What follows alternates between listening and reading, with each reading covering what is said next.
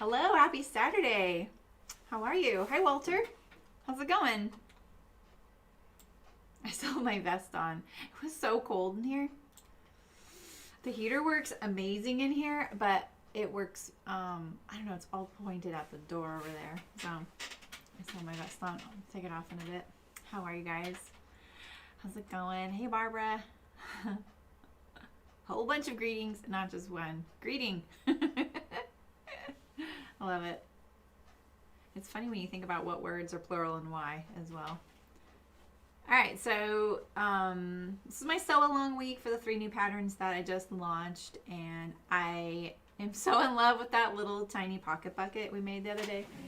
Like, I haven't even taken my tools out of it. It's so handy. I'm just loving it. It's kind of funny.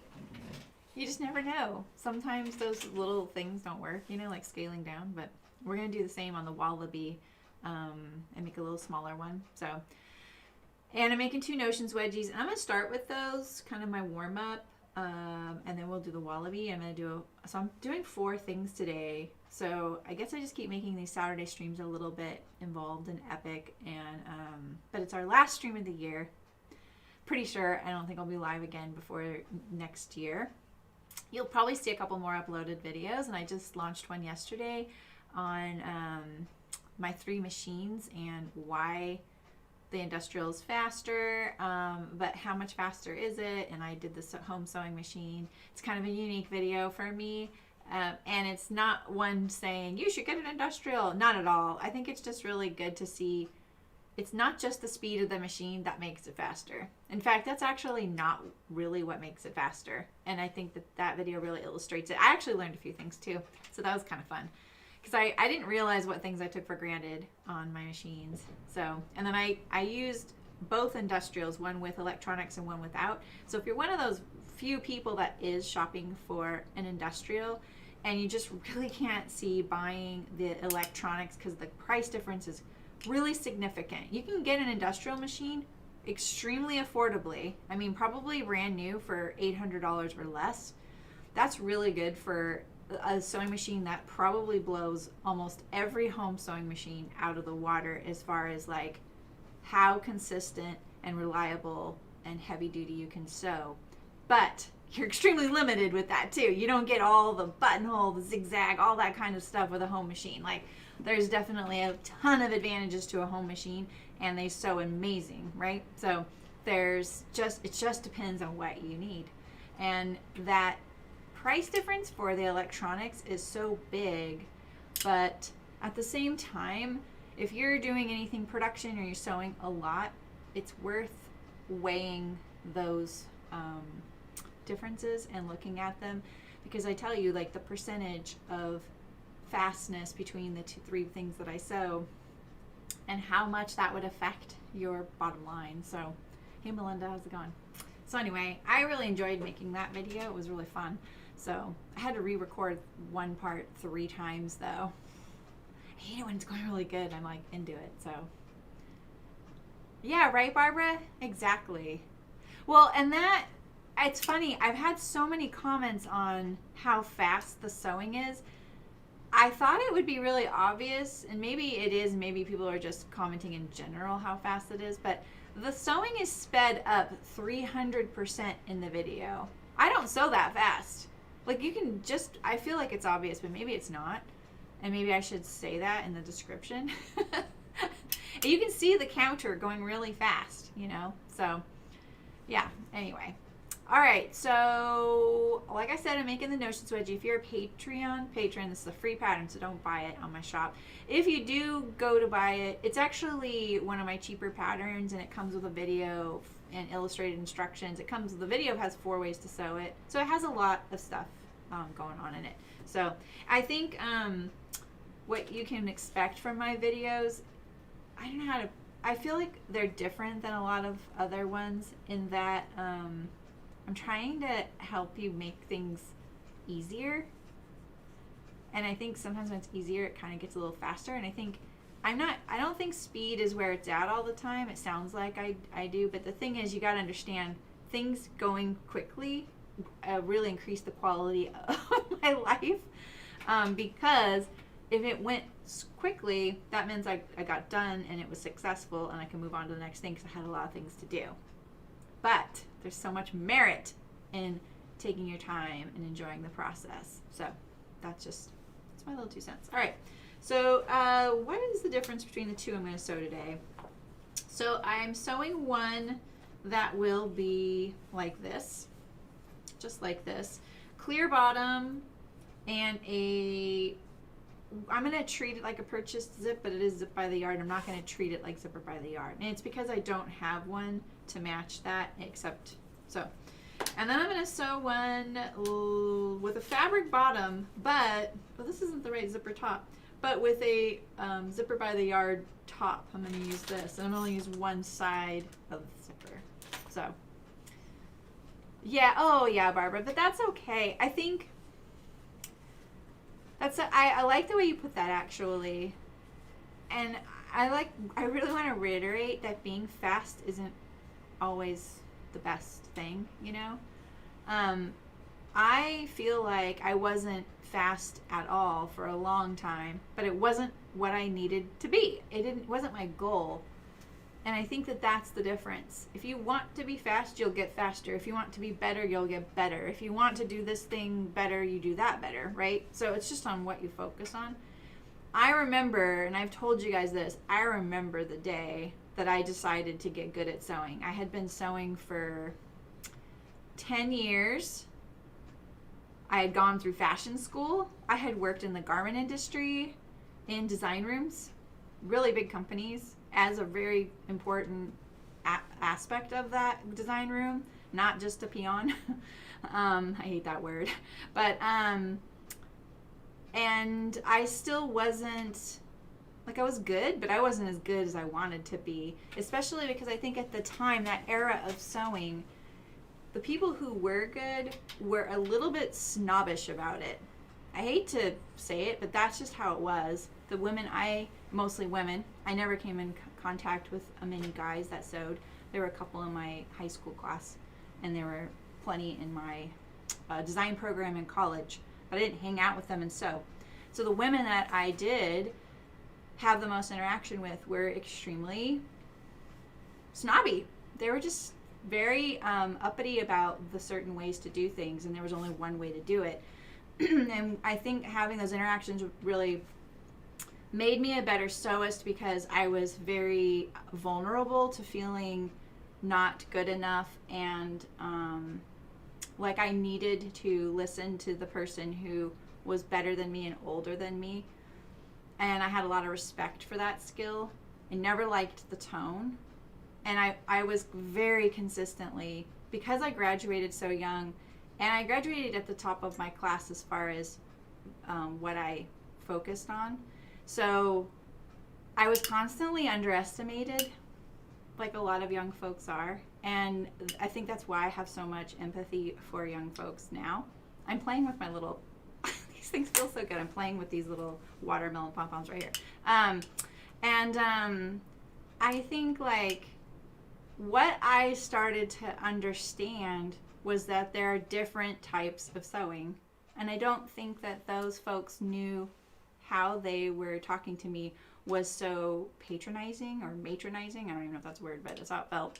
Same with when I worked in a design room. I learned that I had to kind of compromise a little bit of my personality to get kind of my foot in the door with them.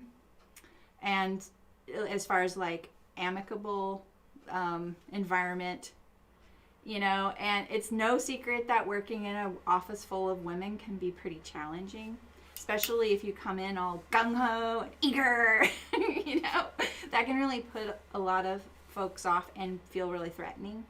So I definitely learned that I would kind of scale back my personality a little bit and learn how that person responded best to what kind of communication. And I would find the person that I could tell had the biggest problem with me, and I would focus almost all my energy on making that person understand it was not a threat. I was an ally and a coworker and a friend. And that really helped. But because I had worked in that environment in the garment industry amongst people like that, and I had been sewing with women who were in the home sewing world a little bit snobby, I feel like I really got a good feel for the different types of sewing and what kind of sewing is appropriate in what situation, right? So sometimes you want to be fast, sometimes you want to be couture, sometimes you want to be homemade. So anyway, I didn't plan to talk about all that. All right, let's sew Notions Wedgies. Notions Wedgie. All right, there's, it's a simple little pattern. The reason we did it was because we added the clear bottom. So that's where this came from. Put that guy over there. Oh, I meant to iron this. So, remember I left this little piece on that because I couldn't bear to, I don't want to throw it away. But what if I made a little strap for the Notions Wedgie out of this, and then I get to use it? So I just chunked it off, right? It's not cut very nicely yet. So that's what I'm thinking. I gotta remember how to sew this, actually. I just sewed a dozen. I just sewed 3 dozen. I gotta think about it. Okay, so this one I'm gonna do the zipper by the yard. So let's do the traditional one first, and then we'll do this one afterward. That way, yeah, we covered it all. Why are there 2 of these? I only need 1 of these, right? Yeah, I only need 1 of these. So, what are you guys working on? Are you guys done with your Christmas sewing now and holiday gifts and all that? Maybe not everybody celebrates Christmas or makes gifts, or maybe you just finished celebrating Hanukkah. Do people sew gifts for Hanukkah? I don't even know. It's a lot of gifts, right? I have 1 gift I'm going to sew. Actually, I have 2. Oh, I totally forgot I was going to sew the other one. Whoops. All right, so the very first step on this is finishing these short edges. So I need to go to the serger. Let's see. Allison. Hey, Jan. Hey, Nancy. Why can't you swear in here? You can swear if you want. I don't mind. If you know me in real life, you know how much I swear.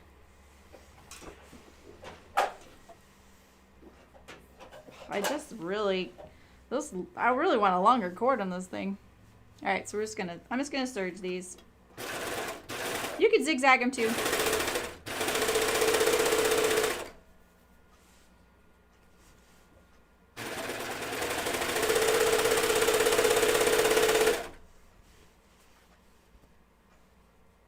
Wow, Melinda, that's awesome. Were they big pieces? Hey, Ray, how's it going? Ooh, nice. Well, it's first day of winter. When's the first day? Oh, that's soon, actually.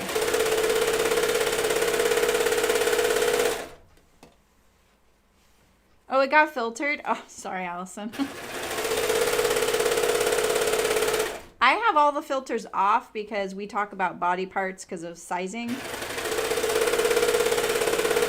But YouTube might have some that override mine. This thing's really bouncing, isn't it, today? Wait, 1, 2, 3, here it is.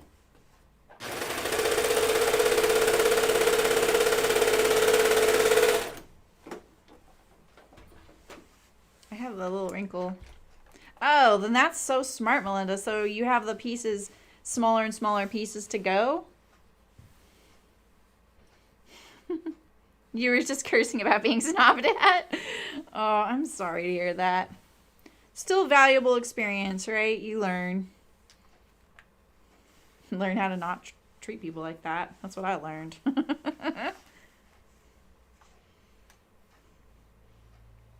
Oh, that's fine, Barbara, right? I think I definitely let myself off the hook on that front as well.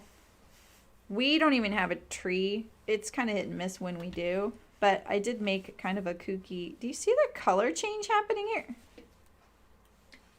Why is this... Oh, I think this fabric actually isn't changing color. I don't know if you... Can you see this little line right here? Yeah, you can see it's a little shadow. It's not a shadow. I think this fabric got pre-washed with some of my denim. That kind of happens sometimes. It's not good. It may... I don't know why I would have done that, though. There are some rules here. Right, yeah, private dream sewing. I like that.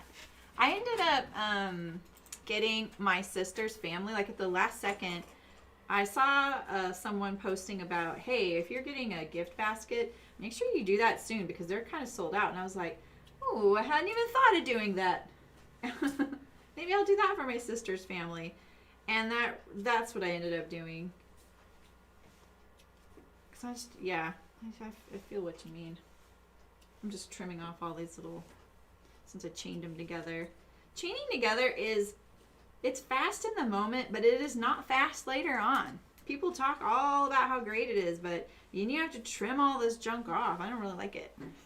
Unpopular opinion, maybe.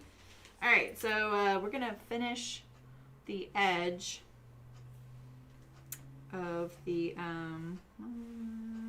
let's cut that off. I'm going to make some little, these are called so many things. We called them zipper tunnels, but we actually made a little tunnel for the zipper head to tuck into in outdoor gear. Oh yeah, how's your finger doing? All right. This zipper tape is obviously pretty wide. It's the width of my binding, which is kind of nice, you know. Sometimes I top stitch that, sometimes I don't. So then I kind of cut it down on the fly.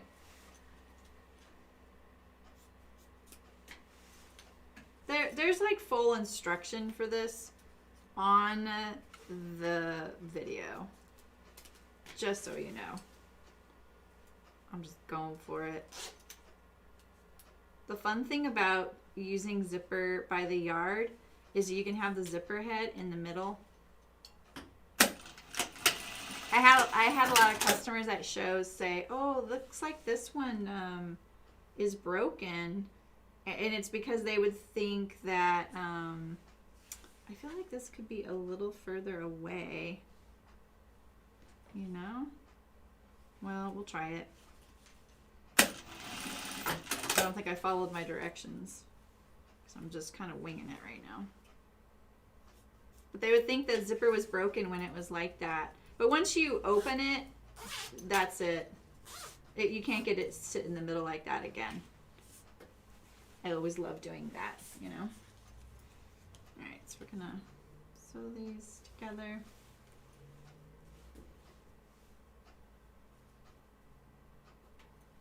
Hello.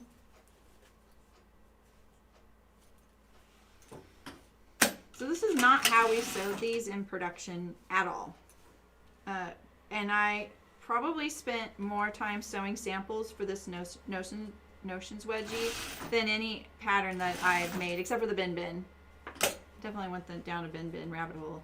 And that's because the way we did it was with that zipper by the yard.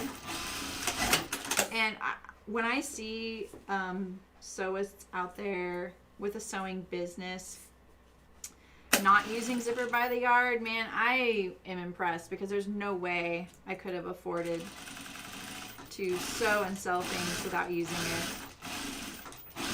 It's so great. Okay. Let's see here.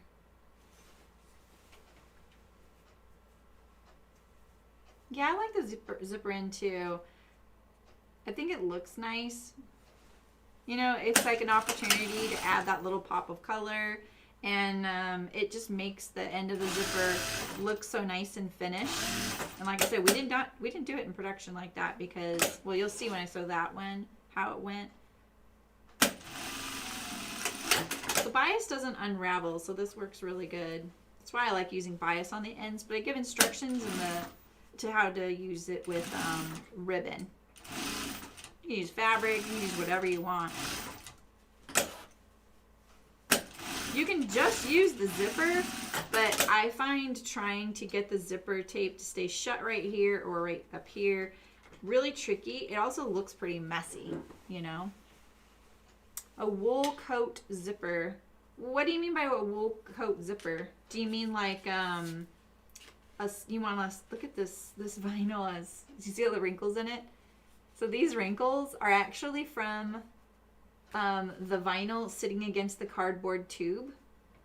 And it's about an inch away from the cardboard tube, and it's already affecting the vinyl. So when we had these rolls of vinyl, they were they 200 yards rolls? That seems like a weird number. I think they were 200 yard rolls. They were really heavy. Are they really 200 yards rolls?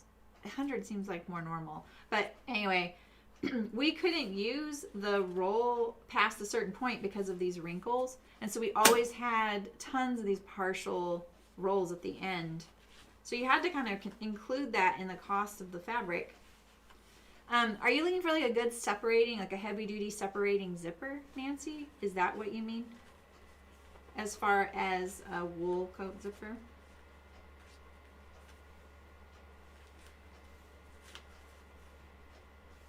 They leave the lining out of the top stitching, and then that's how they finish it.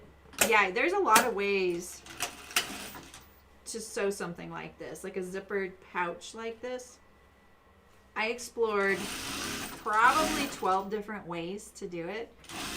And like one of my favorites was actually sewing it so that you clean finished the sides, the short sides.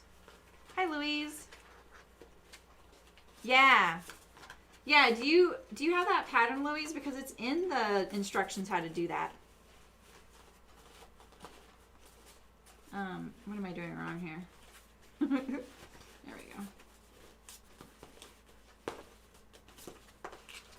Oh my gosh, okay. Oh, I've got this. That's what I'm doing. We never sewed it this way. A good heavy duty, you need a separating zipper, right? Oh my gosh, I'm just kind of lost on this. I'm not paying attention. I have to go all the way through, don't I? Oh my God. There we go. Oh, I know. I think I did this wrong. Did I do this wrong? Maybe I should do that. Oh, yeah. I did this wrong. That's why. Why do I always sew these wrong in front of you guys? It's so annoying. Hey, Maria. How's it going? It's been a long time since we had a mod in the chat. They've been so naughty lately. I'm just teasing. I always sew my own products wrong on these sew along streams. Just so you know, doing that to the vinyl, you should probably cut that little edge off because you just perforated it.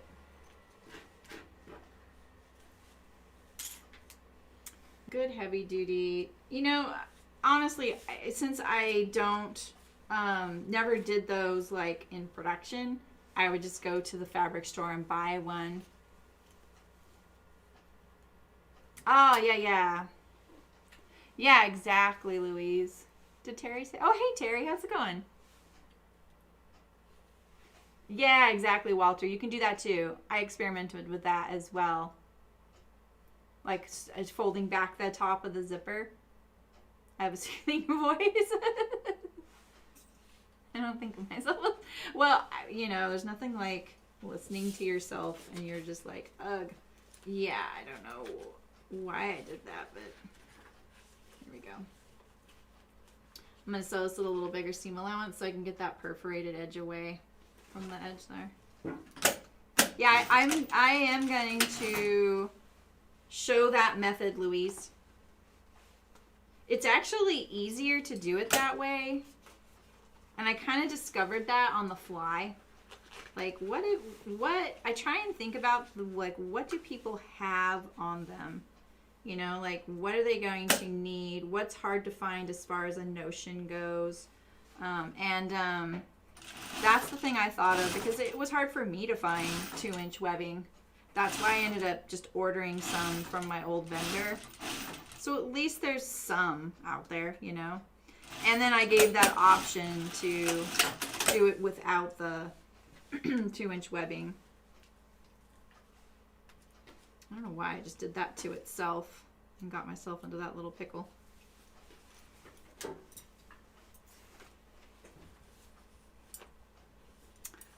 Did I post pics on it? I don't think I post how I did it though. It's in the video. It was kind of one of those things where it was already done. Please tell me I did this right this time. I might just switch to the Wallaby if I didn't. Really wish I would have left that zipped up now too. Oh my gosh. Don't do that to your vinyl. Sheesh.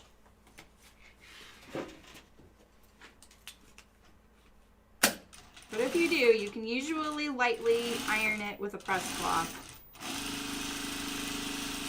Just try it first before you do.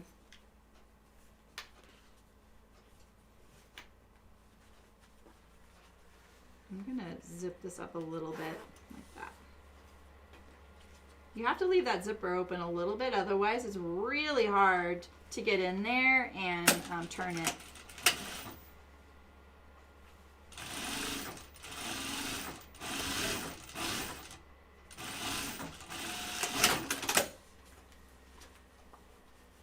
Good thing I had that other bottom. You know what? I should have switched it out, huh? But I didn't. It's still sitting behind me.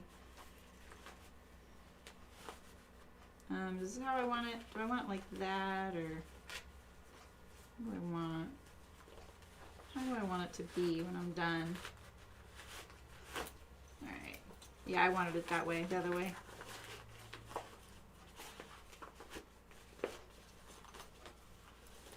Yeah, the great thing about doing it that way, Louise, is, you know, what you do is you take the two pieces of webbing, stitch them together along one end, and now it's already like this. And so it stays perfectly centered one on top of the other. And it's a less steps to sew it on. Hey, Elizabeth, how's it going?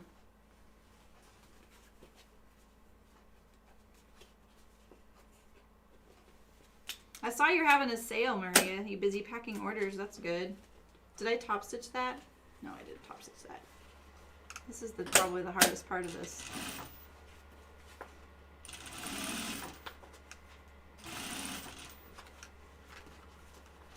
I wonder if I could have done that through the zipper. Maybe. The top stitching. This right here. I don't think I've tried it like that.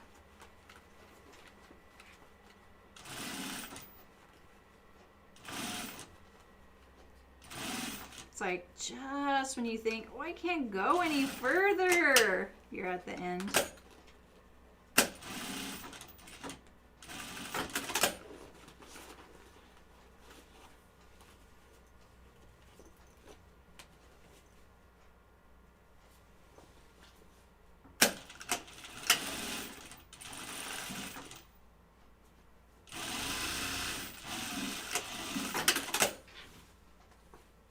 I always start from the bottom because this seam right here, lining that up is so much better than lining any of the other aspects up. Because it's really hard to line the top up.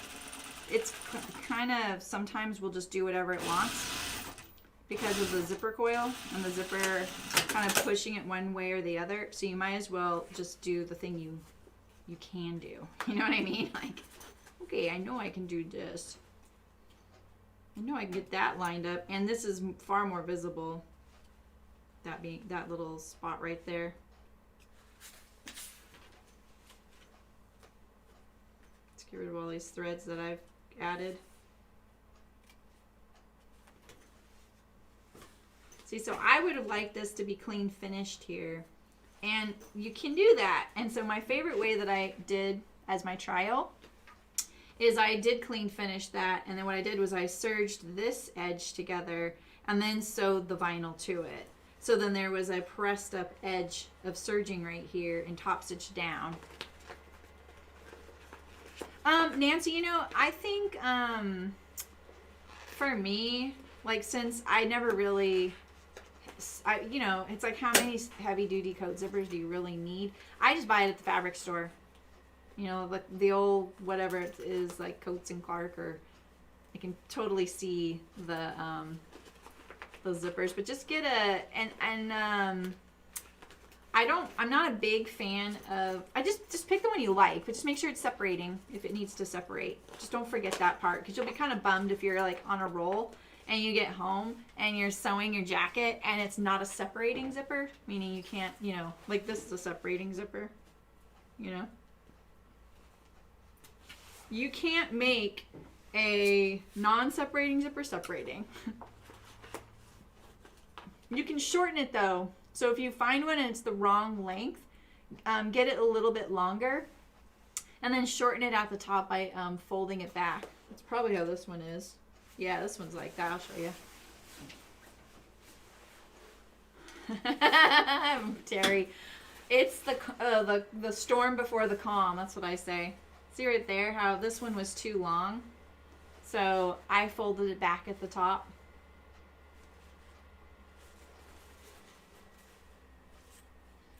So yeah.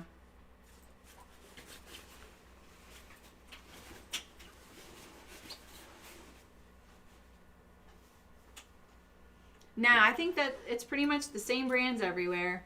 I don't really think you can find something different. I would just get one from there.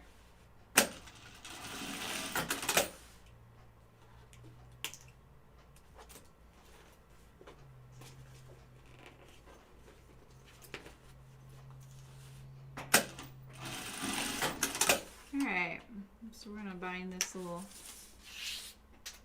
Don't you wish you could do that? You can.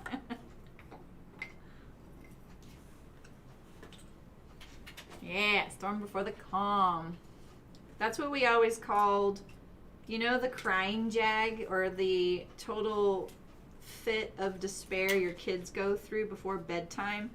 And no matter what you do, even if you start at 7 a.m. to prevent that from happening at 7 p.m., like there's nothing you can do throughout the day to prevent that total meltdown. You know, no, and it's like for like years they do stuff like that, right? We called that the storm before the calm. And when the storm would start happening, we were like, "Oh, I guess it's bedtime's a little earlier tonight," you know, and that's always what it was. It was just that extreme tired.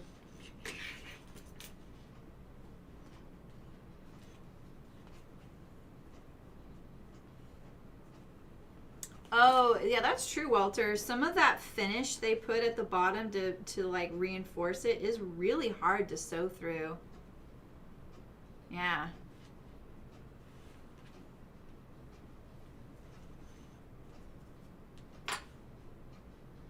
You're sewing your presents next week, Maria? I love a woman who lives on the edge like that. I kind of am too, actually.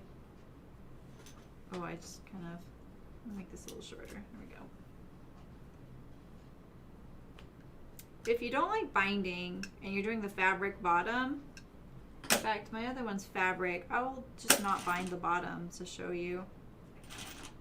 You don't have to bind the bottom. In fact, if you do a fabric one with zipper by the yard, you don't have to bind anything. You don't have to use any binding at all. This is really the only spot that you have to do it.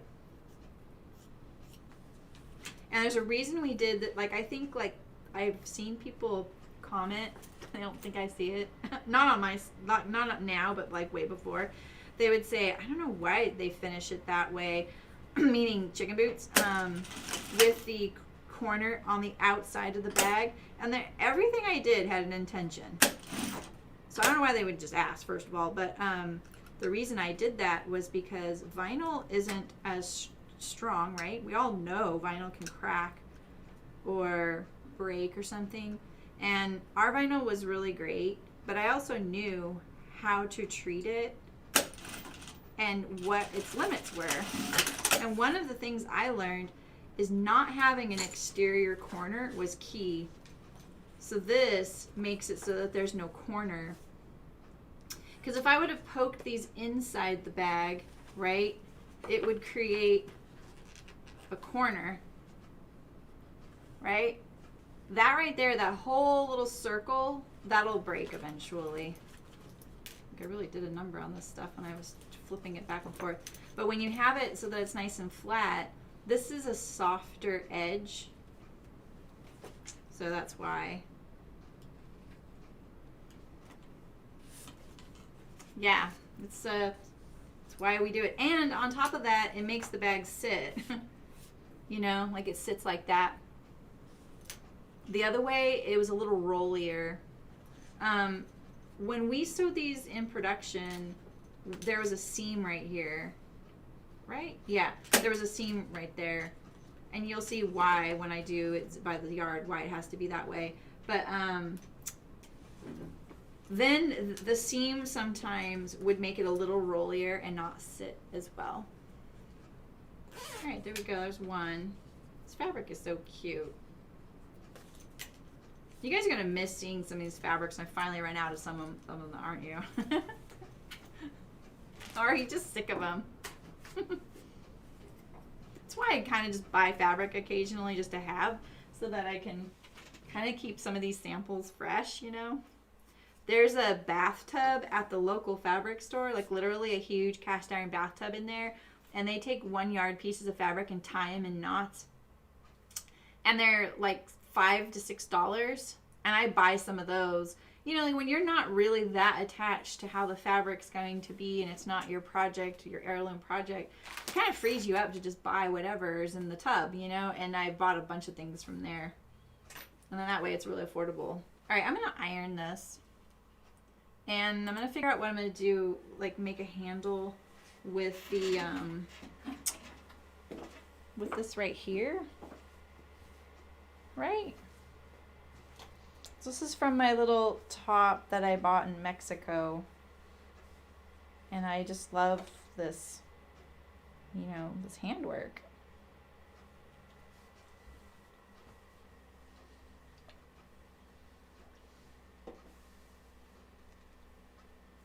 Probably could interface this and make it a little more stable, but God, for using muslin, it's incredibly flat. I'm really surprised. If I did this, it would not be like that.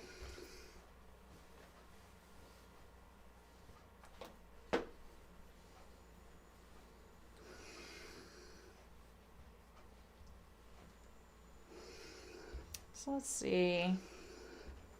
I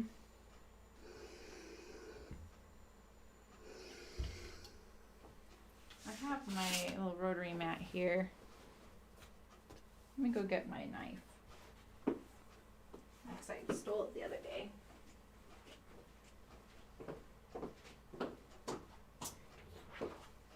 You guys remember I picked out that cool green zipper to go with this?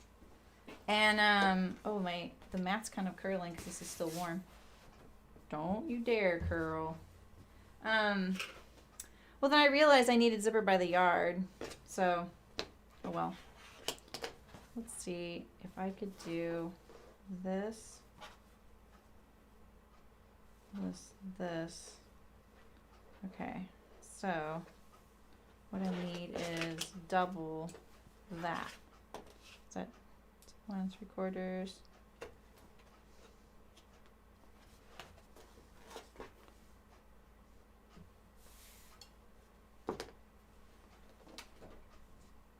I got like a domino effect of stuff in the way over here. There we go. Yeah, right, Melinda? Yeah, there's some nice fabrics in there, and they just probably want them to kind of go away. You know? That's not really how much I want, is it? Let's trim some of it off and see.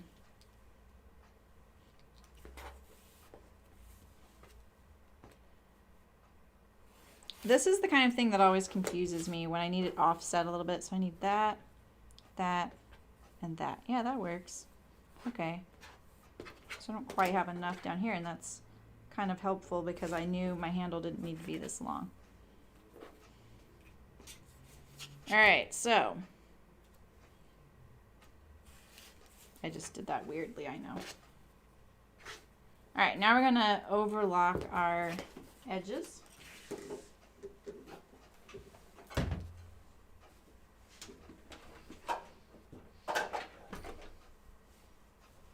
still need to overlock. Or zigzag.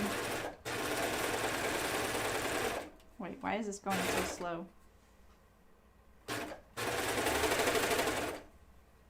That was weird.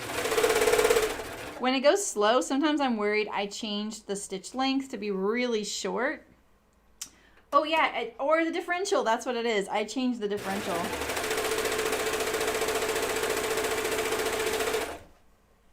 So it was trying to go like this. Didn't really. Or was it trying to stretch it out? Oh, it was trying to stretch it out. That's what it was.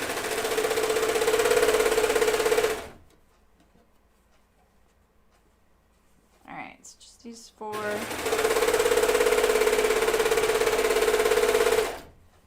edges. And I think I gotta do these too. Actually. Yeah, I have to do the 3 sides. And I'm going to do them together. I'm going to treat it as one. I added a second layer for stability.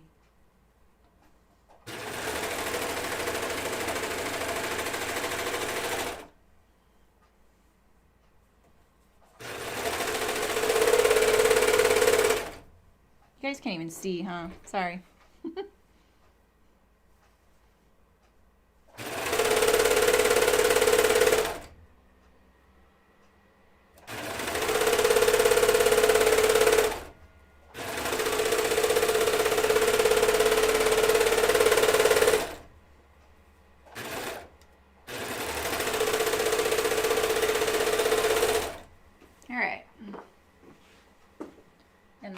Going to iron this handle. I forgot to do that. Look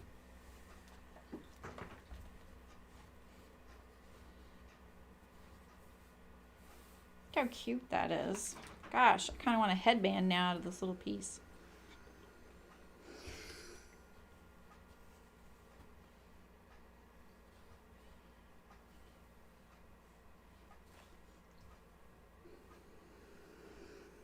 I think if I had to sew this in a tube and turn it right side out, it would be really hard to get past this stitching because I use that little loop turner with the hook on it, and I think it would grab all this stitching. And I also think it'll be hard to pull this through a tube because of the chunkiness of the stitching.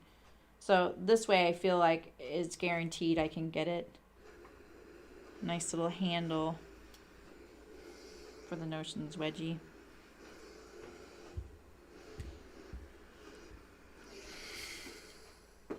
Oh, enjoy. Oh, is this your spice cake? Oh my gosh, you're gonna post a picture later of something I want to eat. I know it. Enjoy. Happy baking. Right? I know, Nancy. Don't you love that? Like, this kind of art and handwork is so reminiscent of just other places around the world. You know, like there's just the colors. I just love that. Kind of all that crossover and inspiration.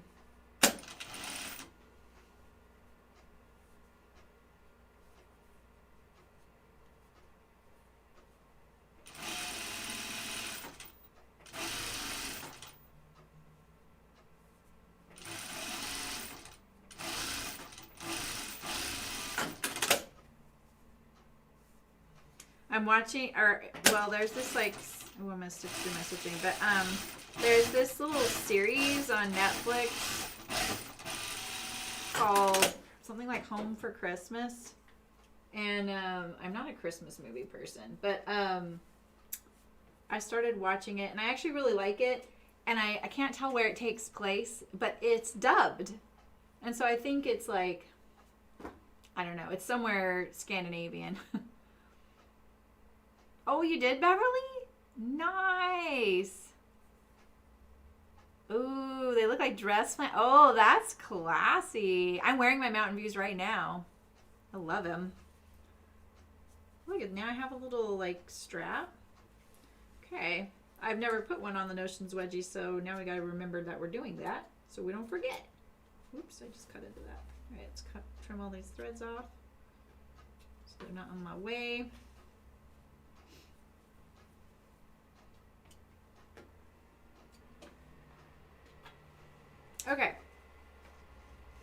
What's the next step?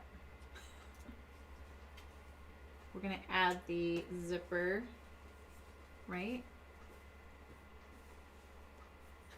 Oh, really? Really, Maria? That's interesting. Can we go together? I would love to. There's a very gringo town in Mexico called San Miguel de Allende. And they have like little schools there. Like they're not like universities, but they're really nice school for arts. And you can learn some really amazing things at those. Like Bellas Artes. It's kind of famous. Oh, wow, that's great. I didn't know that. I didn't even think about that.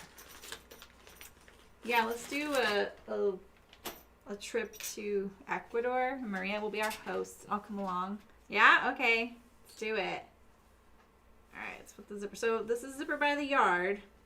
You only need one side of it. You can do this on all kinds of projects. The zipper coil like this, it can go either way. The zipper slider can go either direction on it. It doesn't discriminate. So it's kind of handy that way. All right, what do we want to be the top? I think that's going to be the... So this is how my Notions Wedgie would look, like this.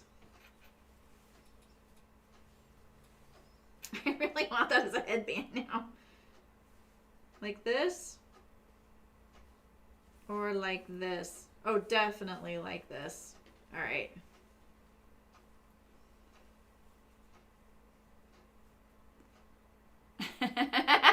Really, Noemi? I love it.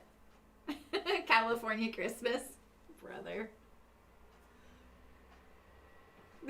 There's so much more to California than the sunny beaches of Southern California. And that whole thing. Is this the right side? Yep. Okay. Woo! I just saw this and was like,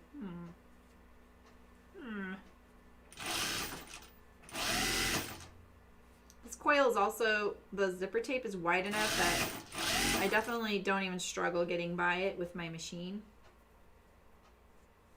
That's kind of nice.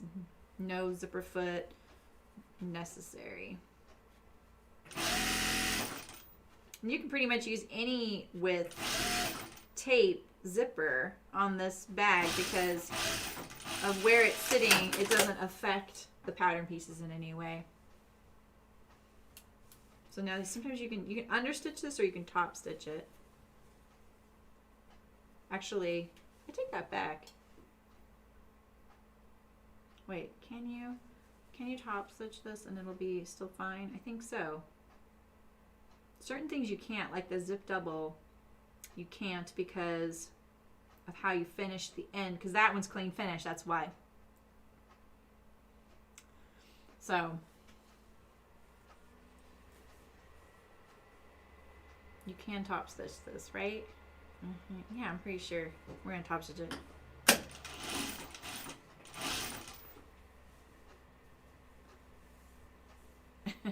Right, Elizabeth? I know. You know, when we travel internationally, though, we usually say we're from California. So that's usually the next question. Oh, what state are you from? Yeah, and all the women are blonde, and we all live on beachfront property. I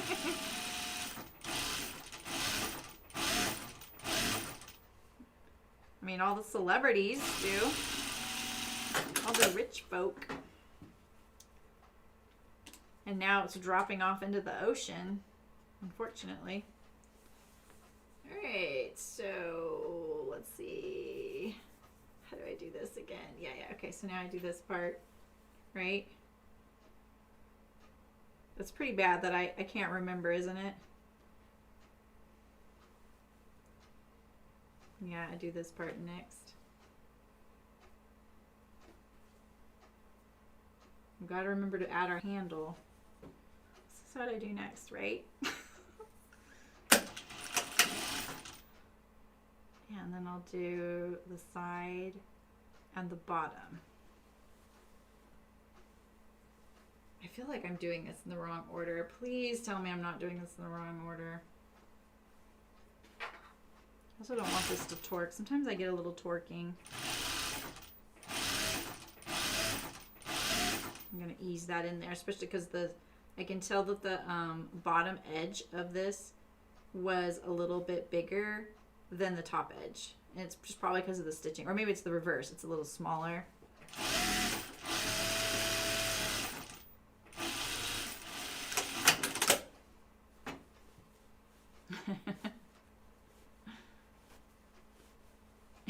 Exactly. Or I feel like if for New Yorkers, everyone thinks they live in New York City.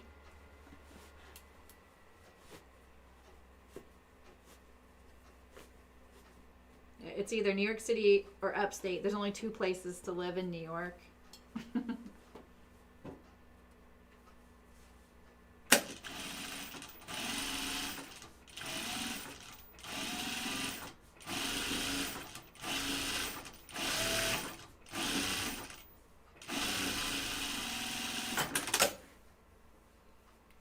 Add the handle, and if this were zipped up, it would be like this. That would be the top edge.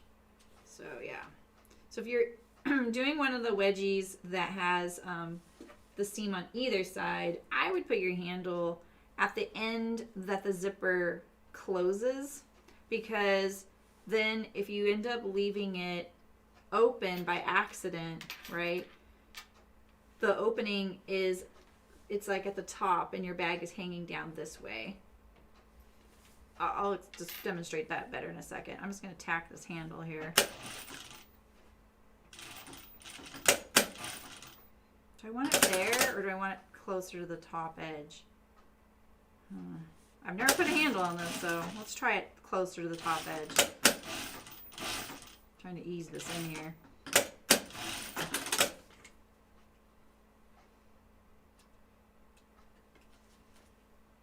Promise I make it look easier in the video that comes with it. The state of New York City, exactly. All right, so now we're going to put the zipper on. If you've ever put the, this zipper on, you know that it is a little tricky the first like dozen times you do it, but you get better and better at it. And the key is making sure that, and mine is kind of funky, making sure that your zipper is flush with the finished edge.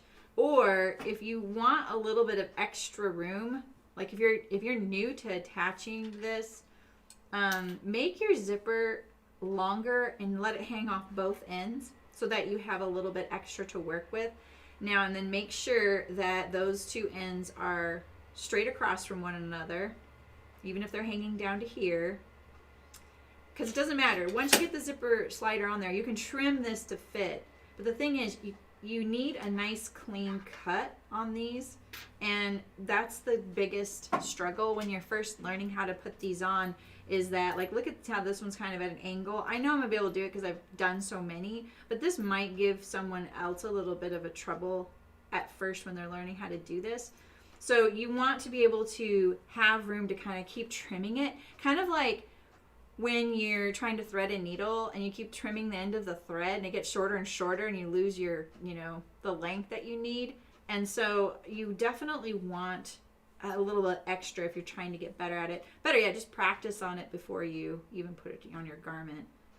This zipper tape is a little softer than the one I use, but it's bigger coil. So there we go.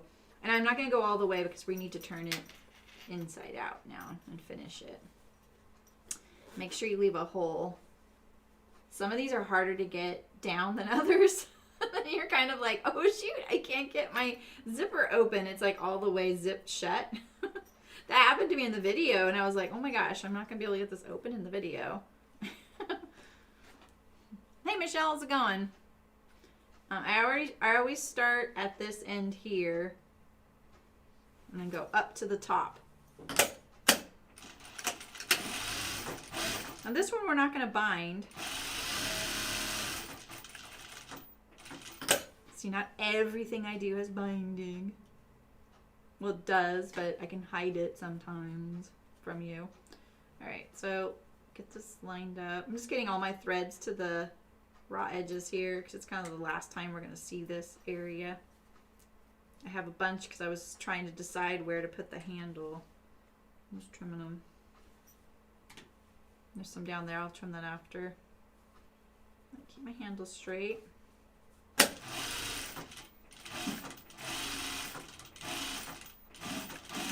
You can go right over that coil. The biggest, I think, interruption that the coil does to my machine ever is that sometimes it will sink down into the throat plate where the feed dogs are, and then it gets kind of hung up. That's the only time I ever see a little bit of, you know, fighting with it. Let's get rid of some of these little end threads. All right, and we're not going to bind this one, so we're going to turn our corners now. And we're just going to center it. I'm going to look at it from this side since I have the seam. You can make this as big as you want. Just remember that the longer seam you make, like the more you creep in from this point, that you'll end up, you know, having kind of a funky bag if it is all, this is all on the flat side. So you just kind of find the length that you want. You could make, are you taking off, Louise? Did I see a bye? All right, have a good Saturday and weekend. What, no binding? Hey Adina, how's it going? You're sewing? What are you working on? You could make a taller one of these by just, you know, making the pieces taller. I'm going to do a charm keeper eventually, but that has a handle, specific placed handle on it. All right. I don't know why I opened the seam up. Don't really need to do that, so I'm not going to do it on this side. Oops, shoot. It stopped needle down, but not in my project. So now you could cut these corners off. That's not very straight, is it? Okay.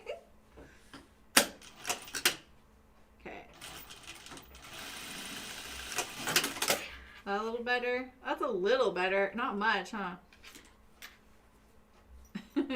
You could cut these corners off and finish them. It's not necessary. You could bind them. Or you could leave them. It is kind of a nicer finish if you trim them off. There you go. There's your corners without binding.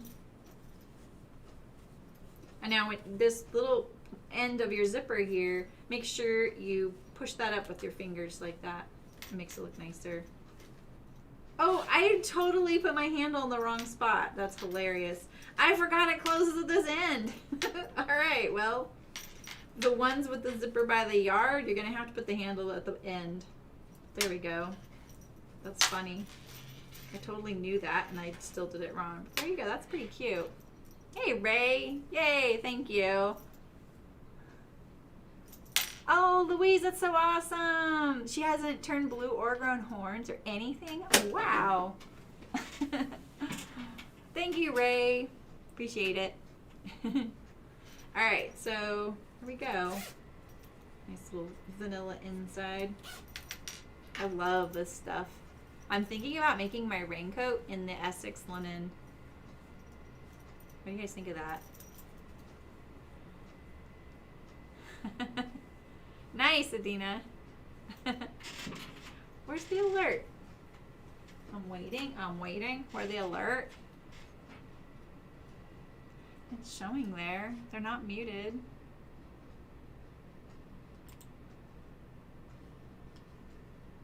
Where's the alert? We didn't even get clouds that time, let alone a swimming corgi. Well, shoot. Okay, wallaby time.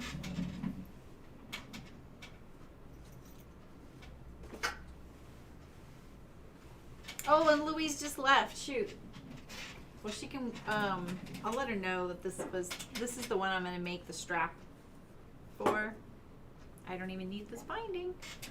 And I'm glad, because I was feeling like I would have had to change thread color for that, so that's kind of nice. All right, so this is a darker sew, so let's hope we can get it to show up on the camera.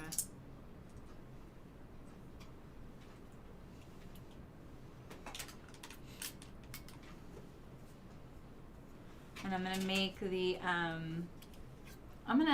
this isn't the one I'm making the two straps. Actually, I'm doing that on the small wallaby. This one I'm actually gonna make the strap from fabric. I've actually never done that for the wallaby before, and I saw a few testers do it, and it turned out so great. I was like, ooh, I'm gonna try that. And you know, if you don't have webbing, this is one way to get around it. I actually brought out this ribbon, and then I was like, ooh, you know, but I'm gonna make the strap. So let's get it ready. I have to change thread color though because I'm using black binding today. Yeah, this one's pretty cool, isn't it, Adina? I've been holding on to this one for a while. It's a massive sized print. Pretty hard to use because it's so big. But yeah, this one, and then it was a border print that ran along one selvage, and then this was the other selvage, this dot and decreasing size. Yeah, right, Ray? Well, I did that. I repeated the alert, see? Yeah, but we're not getting our vocal one. Such a mystery. So annoying. All right, we're gonna bind our two pockets first. So let's see. I didn't arrange these pieces. All right, so the first thing I'm gonna do is arrange my pieces. So I interfaced this. You know, honestly, I could have probably interfaced all of it. So if your fabric doesn't have a lot of body, I would recommend giving it a little bit more body by interfacing it. So this is my lining. I like to separate them into two piles because for some reason, this particular pattern always confuses me when I would cut it out because, and it's probably because at the same time I was trying to figure out what's the cut amounts and all that. So if you want it like the way I sew it on the front, you need to trade one lining and one outer of this inset piece. This one's already traded actually. So, wait, right? Does this one have two? Oh, I didn't have enough for that. So yeah. I did have, yeah. I didn't have enough to give this one a piece of this outer fabric, so it has both dots. That's what's going on here.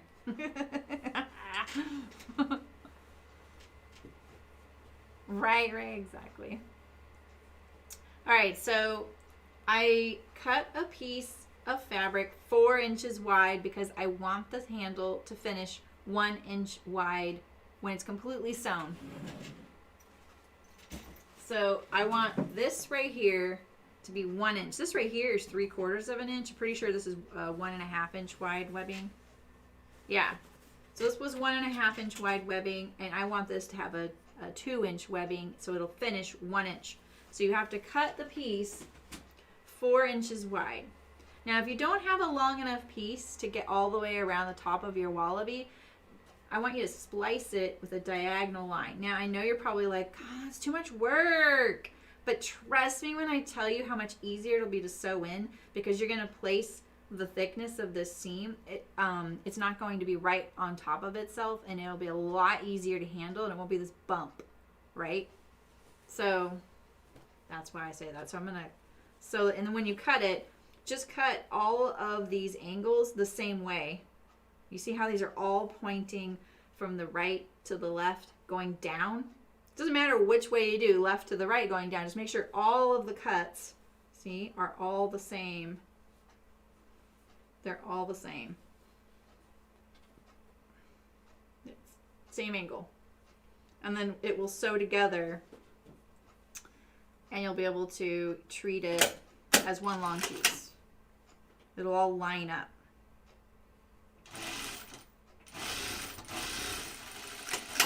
See, because it's like when you piece binding together.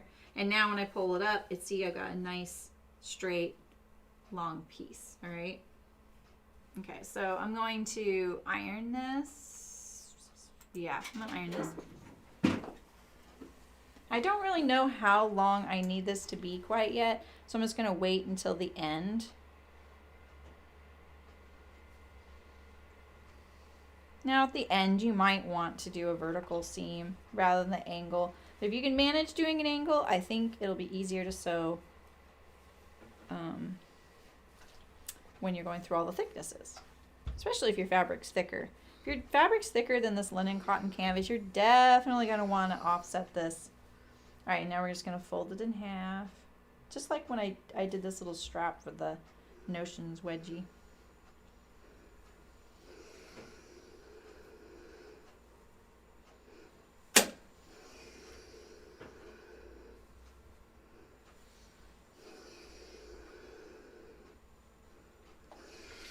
All right, and then towards the fold.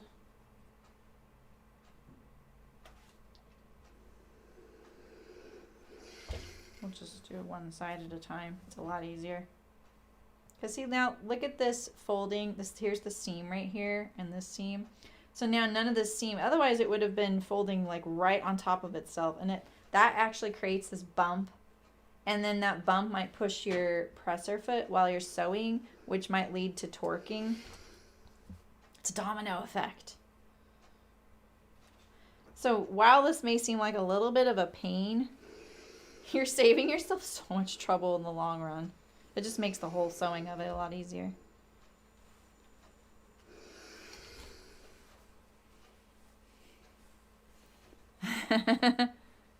Oh, you're going to do some snaps? So are you going to make a placket? That has the under placket. I guess you could just make 2 of that placket, right, Adina? And then put 1 on top.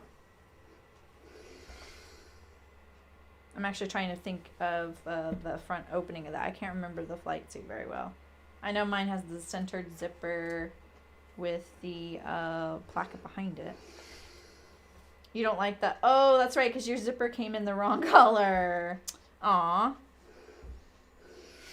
Can't you just use the... So you're doing snaps on your pockets and then the center front zipper still. That's probably what you mean.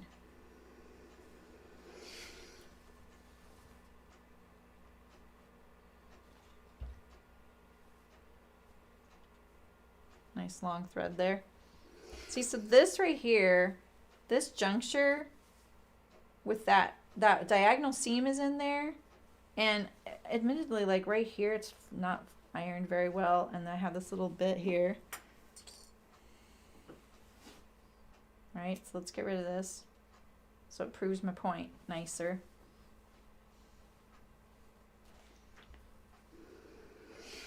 So look at that. That thickness right here, it feels almost the same as all the rest around it. It's not this one big bump.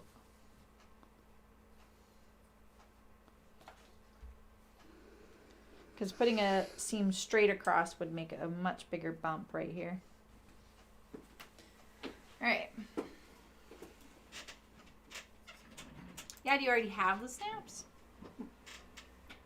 I bought some pearl snaps for the food wraps. I still haven't gotten the beeswax though.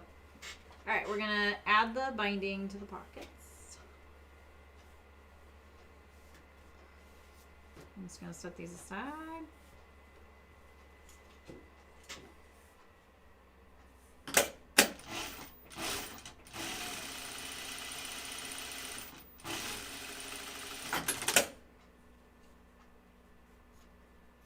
Oh, I probably could have just pieced those, huh?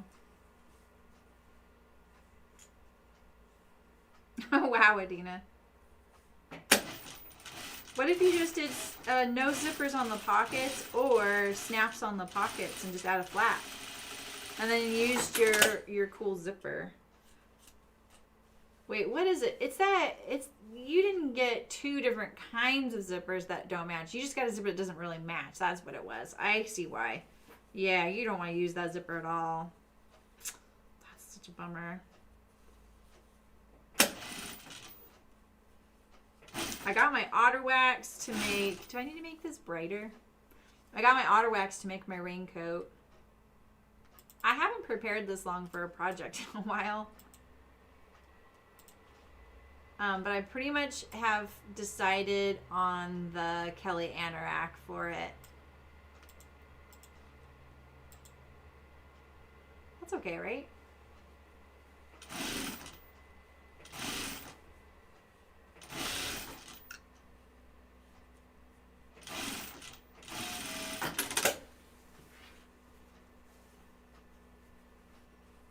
I don't have a lot of experience with snaps.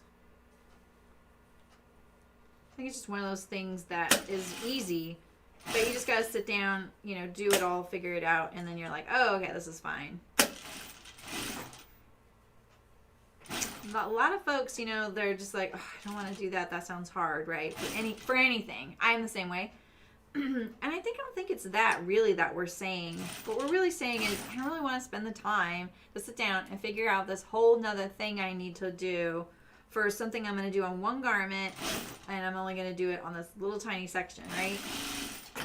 So yeah, while it's a cool skill and it's really not that hard, blah, blah, blah, it's just one more thing that we got to spend time on. That's how it is for me. Time is my currency, though. Oops. Never do that. Like, did you see that? I've done that before where I have my scissors and I bend down and, you know, you can just go right into your eyeball. I don't ever do it. Like, sewing machine's not a big deal, but I've done it other places, you know? I'm like, oh, yeah, it doesn't really work. That was dangerous. All right, this goes on this one, right? Yep. Yep. Okay. Someone's got a muffler issue out there.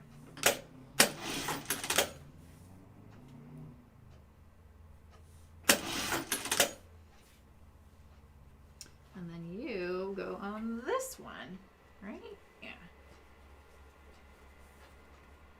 Gotta keep them straight.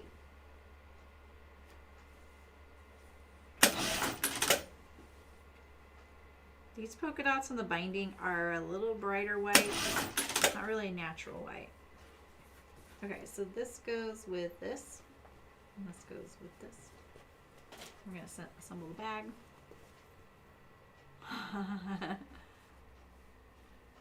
Nice. Lint lava. There you go. You guys are into these lately. I love it. All right, this one goes here, right? Yeah. And then this one goes here. Right? This one goes here. Oh yeah, that one goes there. Okay, I got it. I kind of got my print to match up. I mean, it's not perfect. I love it, Michelle. Keep trying.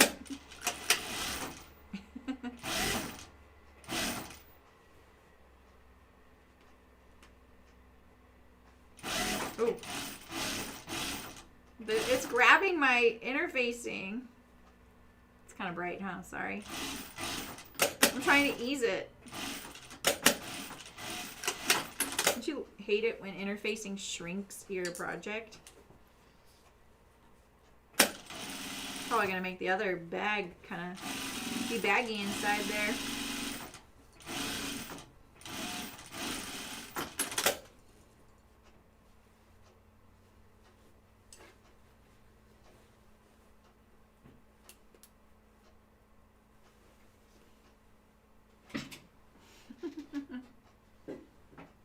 Oh, neat, Adina. Are you allowed to say who it is or what it is? I've never done that before.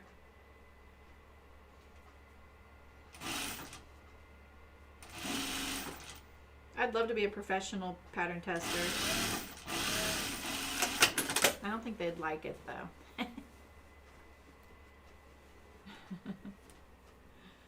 Yes, sewing is hard. It's a skill.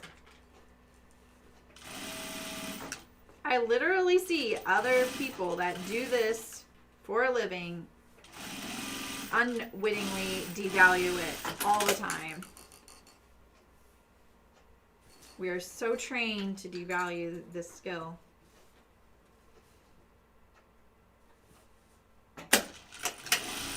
Not a high horse I ever show you guys of mine, but yeah, I have some strong opinions on it.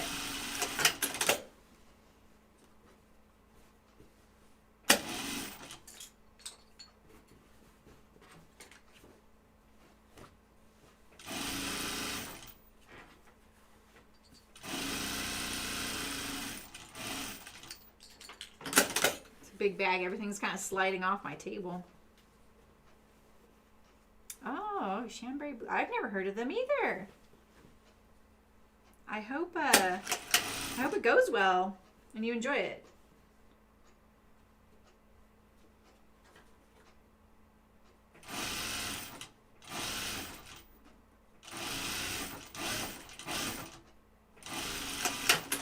All right, here's the harder one. You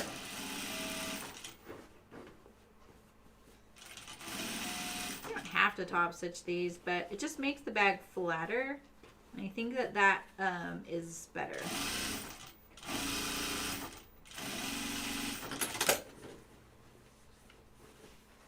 I'm going to do this spot now since we've got it right here.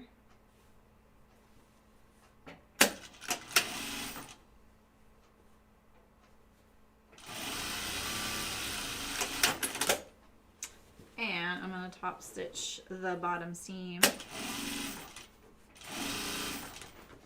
Makes your bag sit flatter. If you flatten that out, let's admire it.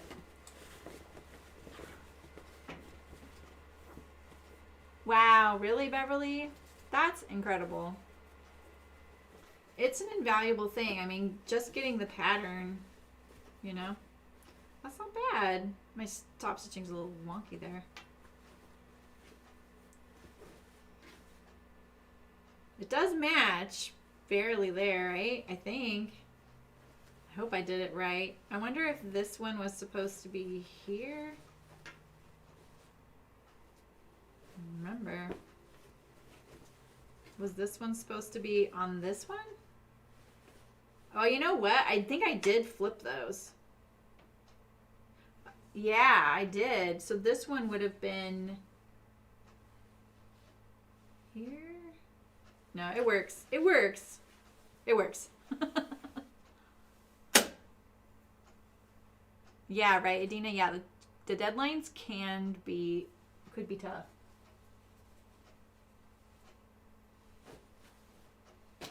Okay. Sew this one together now.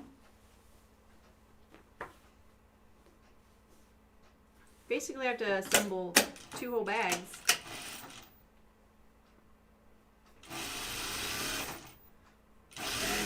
If you have a really heavyweight outer fabric, or like mine is probably shrink a little bit when I went to interface it, you could kind of cheat a tiny bit and do this seam allowance on your lining when you go to the bag, do the bag. You could cheat and do it just a smidge bigger, because then you'd make the inner bag a little bit smaller and it would fit inside the other bag better. Now, I could have made the pattern that way, but it would have made so many pattern pieces. It's really a balance, you know? And we didn't do it that way.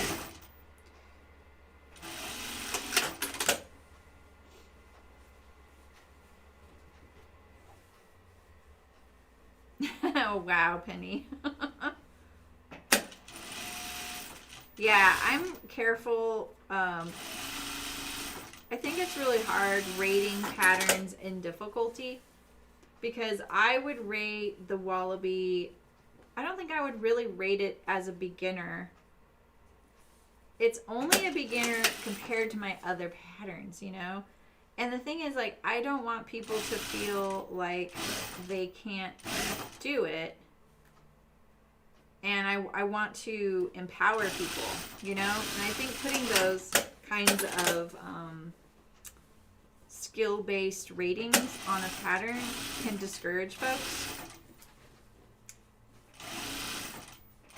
Because also, you know, saying something is advanced might even discourage someone who is capable, right? But I also don't want them to go, oh my gosh, this was a lot harder than it said, you know? I think what I wrote was intermediate, but it's heavy duty, you know? And I also said if you did the project bag, it's on par for the Pocket Bucket, not this one. And the gal Rachel, who coordinates the testing, I think she's pretty clear with people. Like, because I tell her, I'm like, this is what I think, you know. And I would like people to feel empowered. Oh, thanks, Maria. Did I just catch that in there? Oh, just the thread. Okay. Maria, you're an excellent sewist. Well, it's easy to make your own pattern look easy, except when you're live. Then you make mistakes every time. You know, like then. It's easy to sew your own things and make it look easy, you know.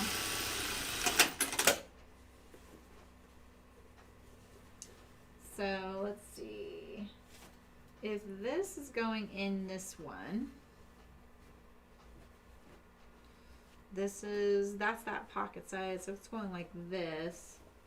This seam is pressed this way, so I'm gonna press that one, yeah, the same way. Okay, so if you press the seam the same way both times you sew it, then they'll be opposite of each other.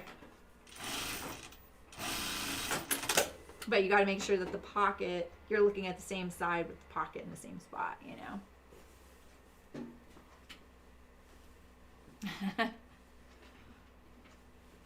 Yeah, right, Nancy? Exactly. I mean, you're sewing, if that's your happy place, absolutely.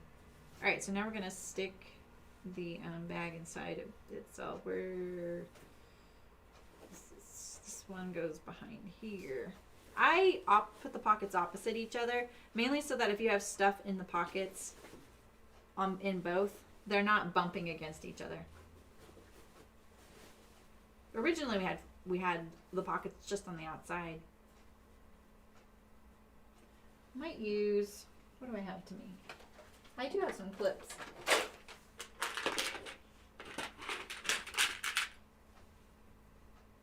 I like this part right here can be really fresh. This is the kind of thing that this kind of fiddly stuff is not my thing. When you have to stick something inside, this stuff kind of gets me a little angry sometimes, you know? It's not a big deal. It's just my weird quirk.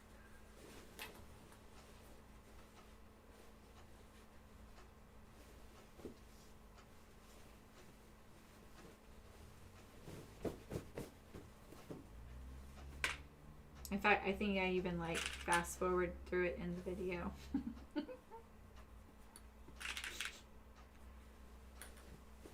Okay. So now we're gonna put, this is a little lightweight. I think I could have interfaced the lining too. All right, so I line up all these corners here, these inverted corners. I think there's now a notch on this pattern too, to line up that bottom seam.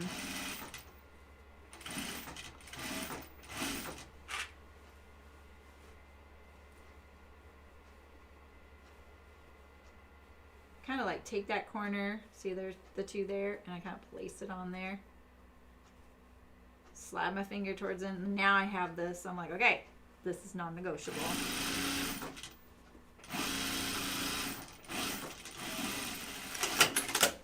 Now I do the other side.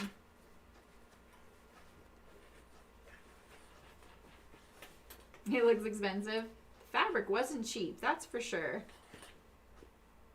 Sometimes you just can't pass up those really special fabrics you see, you know? This was one of those for me. It's like that poppy fabric. But I like a bargain just like you guys. I want to get that better in there. Where's my corner? Oh, there it is. Okay, there's my corner. I find it. Get it started under the machine, and then I arrange the other one. It's always easier for the machine to help me. It's better than pins, in my opinion. The machine's stronger, and I don't have to remove it later. Get all these layers. You don't want to miss a layer.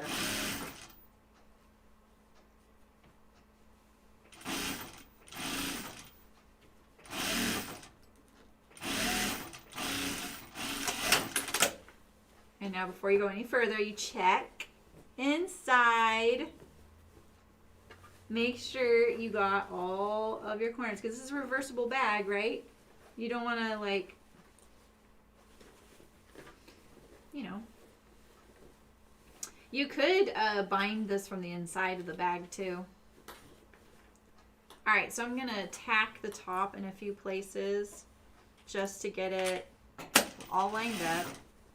Basically, I'm just going to go across the top on the straight edges. I'm not going to do the curves because we're going to bind those.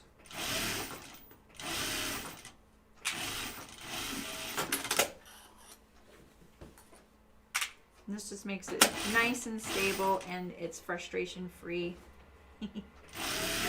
I know, we still get frustrated sometimes, but okay. Get rid of some of these little corners poking up. Maybe I'll add a label. Just trying to think of what else am I forgetting. I always put it like about right here. I'll show you why. Oh, actually it needs to go pretty low. So I'll just clip it. But this is so that if you were selling these, which you're allowed to do as long as you purchase the pattern, you see the label when you're looking at the bag from the front. You see the person's label right there. All right, now we're gonna bind this curve. Really easy to do that curve too soon or forget it. So you wanna do that now, and then we're going to put our handle on, and we're going to bind the bottom too. This bag goes together pretty quick for such a huge bag.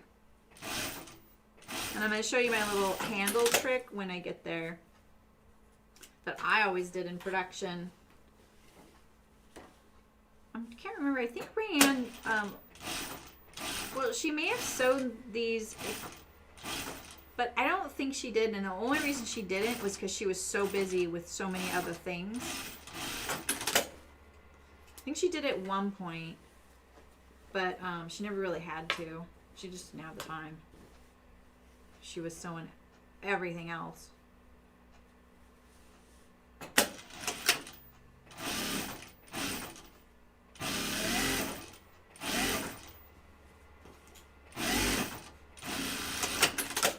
Always leave a tail so you can finish it nice and neat. Probably the fussiest part of the binding, honestly, is finishing that little tail.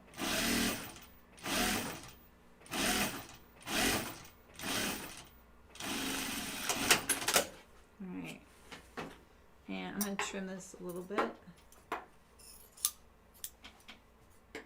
I could get rid of more of these threads probably. Might look a little nicer, you know. But, you know, they're going to get tucked in there. Alright, you got to push the bag out of the way. You can just let the binding hang off the edge on the top because the handle's going to finish that.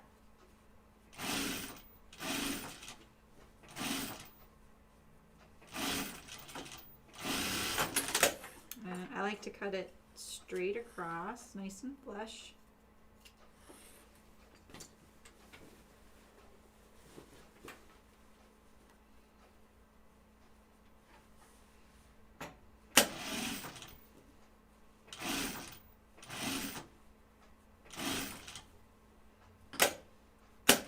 And no matter what kind of handle you're doing, this little tip, this little trick I do is going to work for all of them.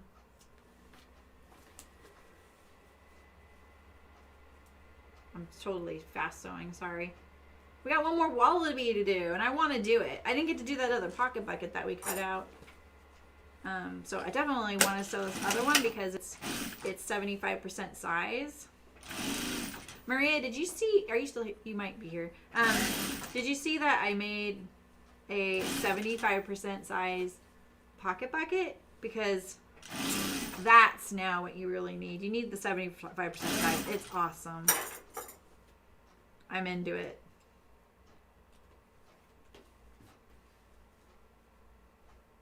So with this little angle right here, you see this, the bag, how it comes down at this angle. And it's not straight, you know, perpendicular to the binding. There's a few of my bags like that where you're doing this tricky little corner fold, like on the zip double. What else has an angle? The Notions Wedgie.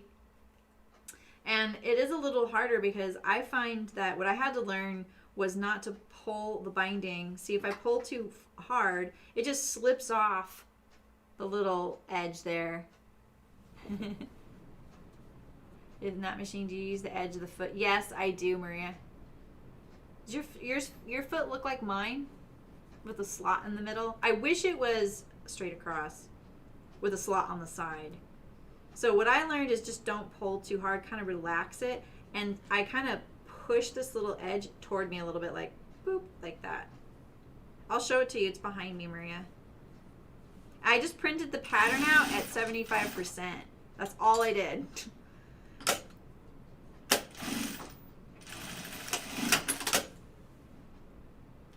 at that. That's, oh, that is thread. I thought that was the print. I was like, that's not even thread. It is thread. Yeah, look. Look at how little and cute it is. There's a picture on Instagram comparing it side by side, and I put pockets inside too. I put a double pocket here and a triple pocket behind the triple. Yeah. It takes less fabric too. I should have measured that. I wonder if you didn't make the pockets in fabric, you might be able to get a pocket bucket out of a fat quarter. Don't quote me on that. If you make the pockets out of fabric, you would need most likely more than a fat quarter. Boop. Absolutely. There's also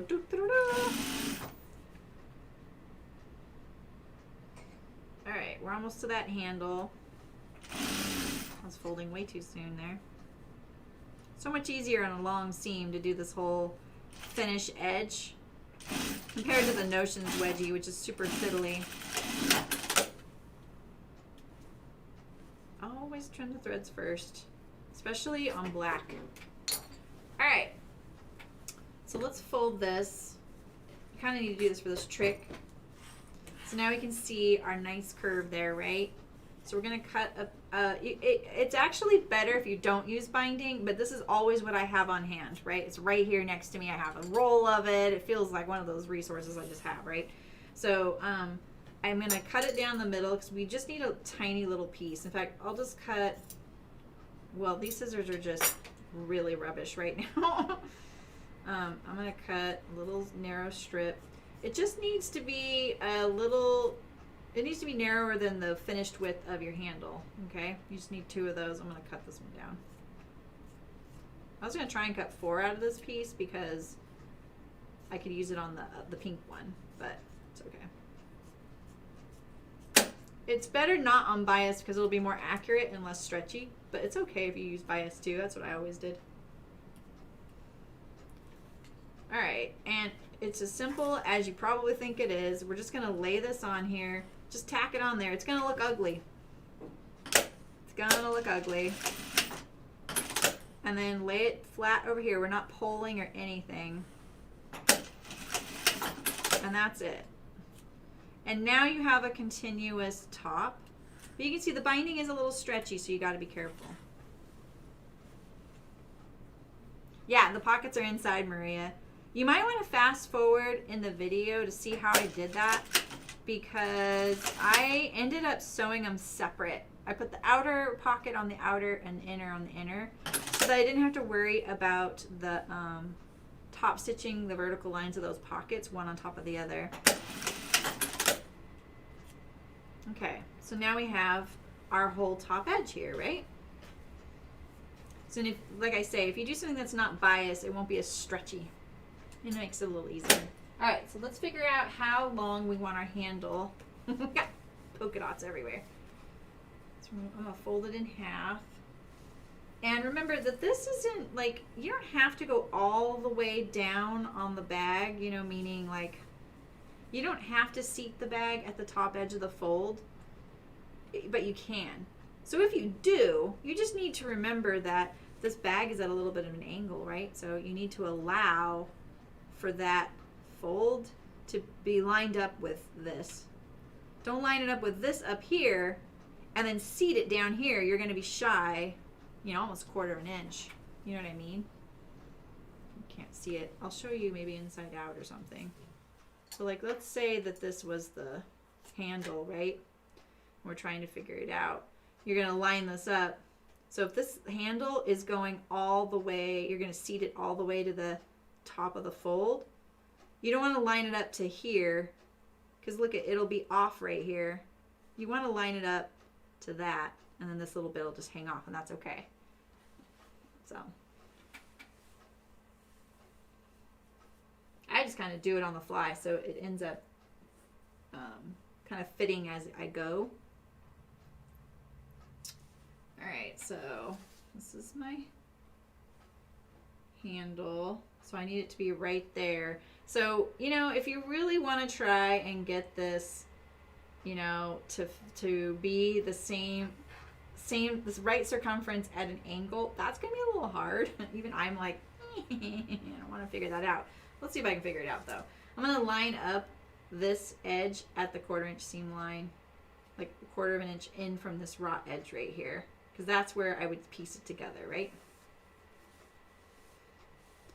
We'll go, and now we're going to fold it back.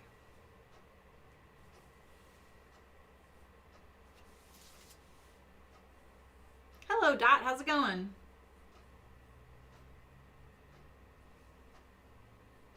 So let's see. This one, it needs to go, I think if I cut it right there. If I cut that right there, let's just test.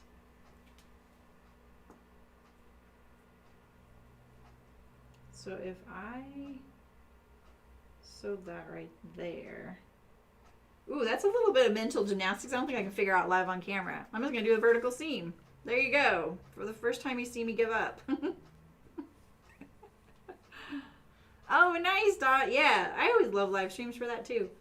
It's nice background noise, and it makes me feel like, you know, like there's friends around or just people hanging out. Is that going to work? Oh, that wouldn't have worked. Okay. Jeez. Let's figure this out. I'm going to line up my raw edges down here, because I almost just made a big boo-boo. Hang it off 1/4 inch past your bag.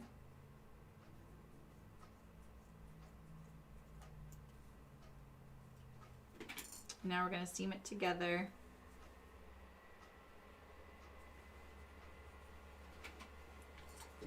What are you working on, Dot? We sew all kinds of stuff here. Generally clothes, but I like to do a lot of bag making too.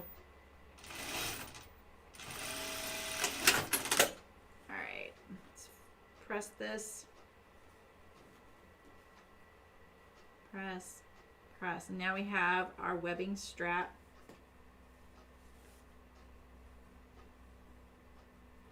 So now with this style, it's almost like using 2 pieces of webbing, because it's already pre-folded. So what you could do to make this easier, in my opinion, is edge stitch this first and then put it on the bag. That way you're really saying this is going to stay folded like this, and just make sure that you've folded this and that these edges have lined up. It'll make it a lot easier. Or just don't sew really close to the edge and you'll be fine as well. So I'm going to edge stitch my strap.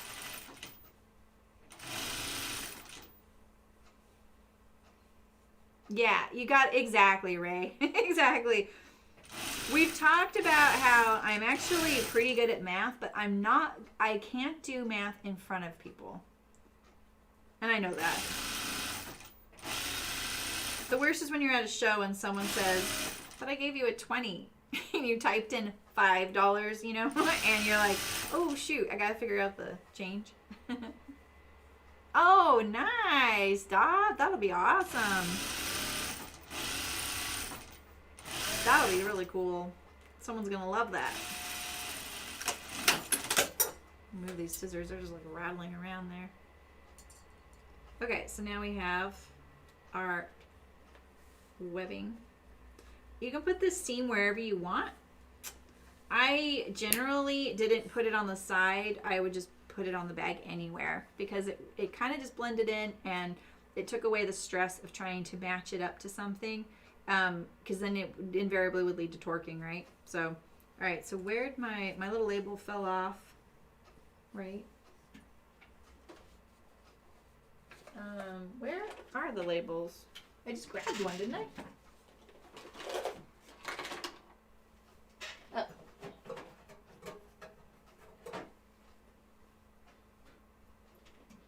Where'd everything go? Yeah, I want to see that too. So wait a minute. Are you taking men's shirts, cutting them up, and making them into shirts for you? Or and for other people? That's pretty cool. I love cutting stuff up like that. It just, sometimes like, the thing's done being what it was. It's under the bag.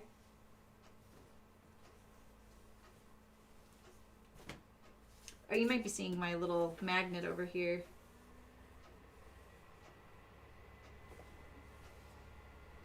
It's probably on, oh, it's on the ground. Found it. Okay, so because it's already pre-sewn, you just need to slip your bag in there.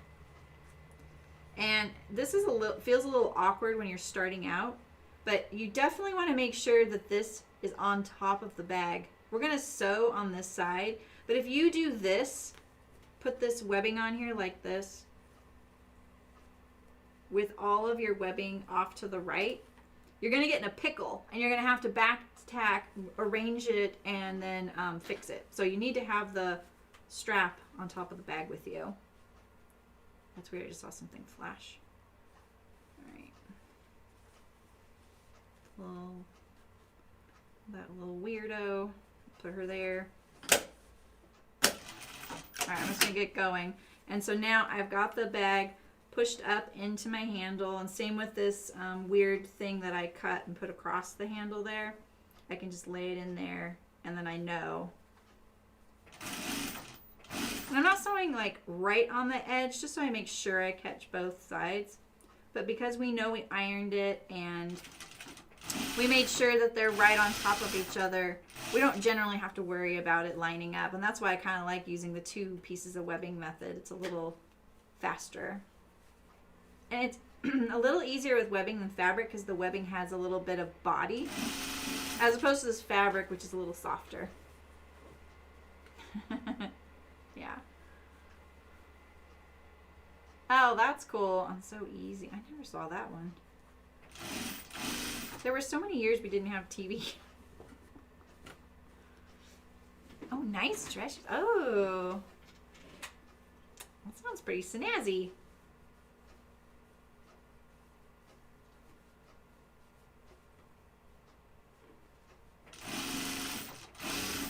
I don't want to get torquing. I feel like I'm getting some. Not really paying attention. I think I use my awl. I'm just pushing that top layer towards the presser foot to prevent any torquing. This is looking cute though, huh? Look at the dots. They line up so nicely.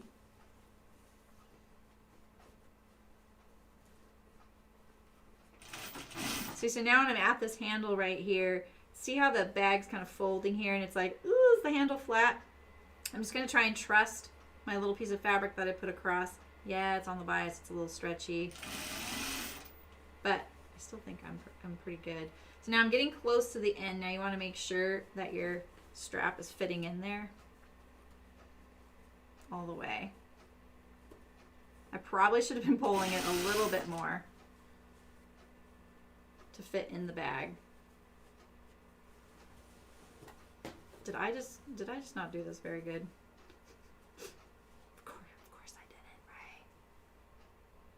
the all.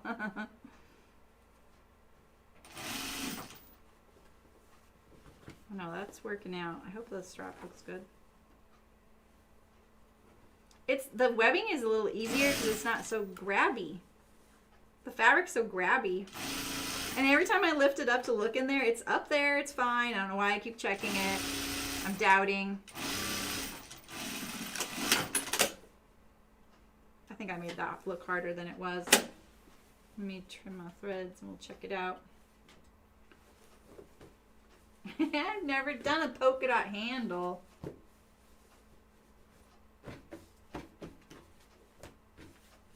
A little bumpy right here. I pulled that part a little bit. Wait, did I pull that apart? Or maybe I scrunched it. We've got our pocket. But I like the fabric. It's a big bag. Appointment sewing TV. Oh yeah, exactly. Cool. It's pretty nice fabric for this bag. I really like the little polka dots at the top. Nice. Okay, one more.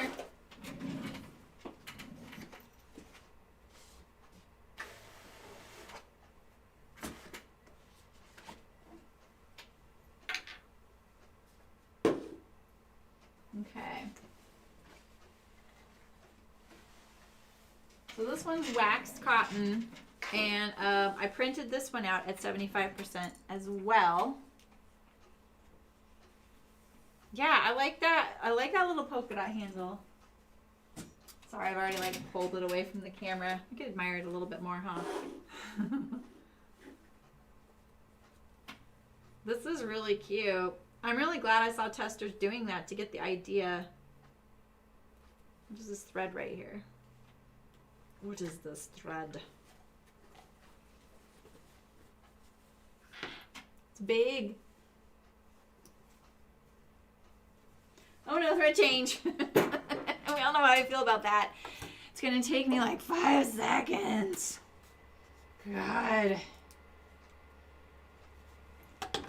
Rand and I still laugh about that.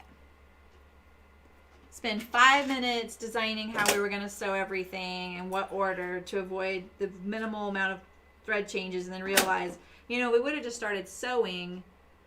We would have actually more time because we wouldn't have talked more about. Oh, that's all I had in my bobbin. Thanks, Sewing Fairy. Yay.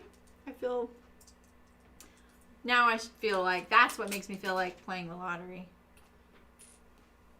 All right, so I have pink thread, but I'm not sure I'll use it on the binding. That's what I was thinking of. Oh, and my first step, I guess I could use pink. Let's see how it looks. I don't know. Let's see what we think. I don't know.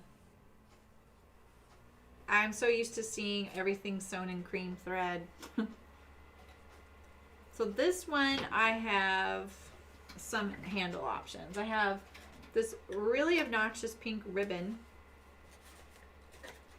And I was thinking about making, you know, webbing, like putting it on the webbing. Good thing I changed the thread. What's a MeWe? I do have a Facebook page, sewists. I think you have to join the group on there to post on there. If you're on Instagram, you could tell us all your Instagram handles so we can go check it out. That's so great you're giving those shirts another life too. All right, so what do I think I want to do for the handle here? This is really lightweight. I could just do straight up black. I have natural. I have natural, not right here. And yeah. Well, let's think about that. binding. Binding. You think I don't think the ribbon's enough. I think I'd have to put something behind it. It's pretty flimsy. Do we remember how much of the canvas I had? I wonder if I could back it with canvas. I can't remember now. Oh, just show me the other one. That's not it. There it is. Look at how little it is. It's so cute. I like little. What time is it? It's only 1. Dang. MeWe is a alternative. Oh. See, now you're speaking my language. I actually don't have anything on Facebook except my so-so group. Well, and the test sewing group. I play thread chicken. That's the best kind of thread chicken.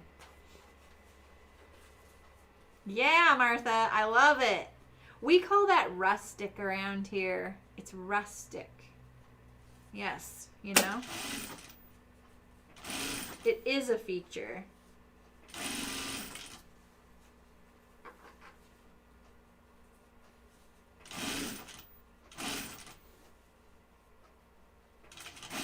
It's the shabby chic look, right? We sewed everything, like 75% of everything was sewn in cream thread. Obviously not like black webbing, but there were, later on I would add more bindings that required a thread change. And that's the one thing when I had my factory that I could never make the minimum on thread. So, because you would have to order 55 spools of it, and we wouldn't even go through 4 and we would order 300 yards of fabric, you know, so it was kind of crazy how much thread it took. And thread is not cheap. It's expensive wholesale. You don't get it wholesale, by the way, because it's something I need. It's not a wholesale. I'm not reselling it, so I don't get it wholesale. I had to buy it full retail, and it costs exactly what it costs in the fabric store. No break. No break on rotary blades or any of that stuff. Any tools I needed, I paid full price, just like you guys.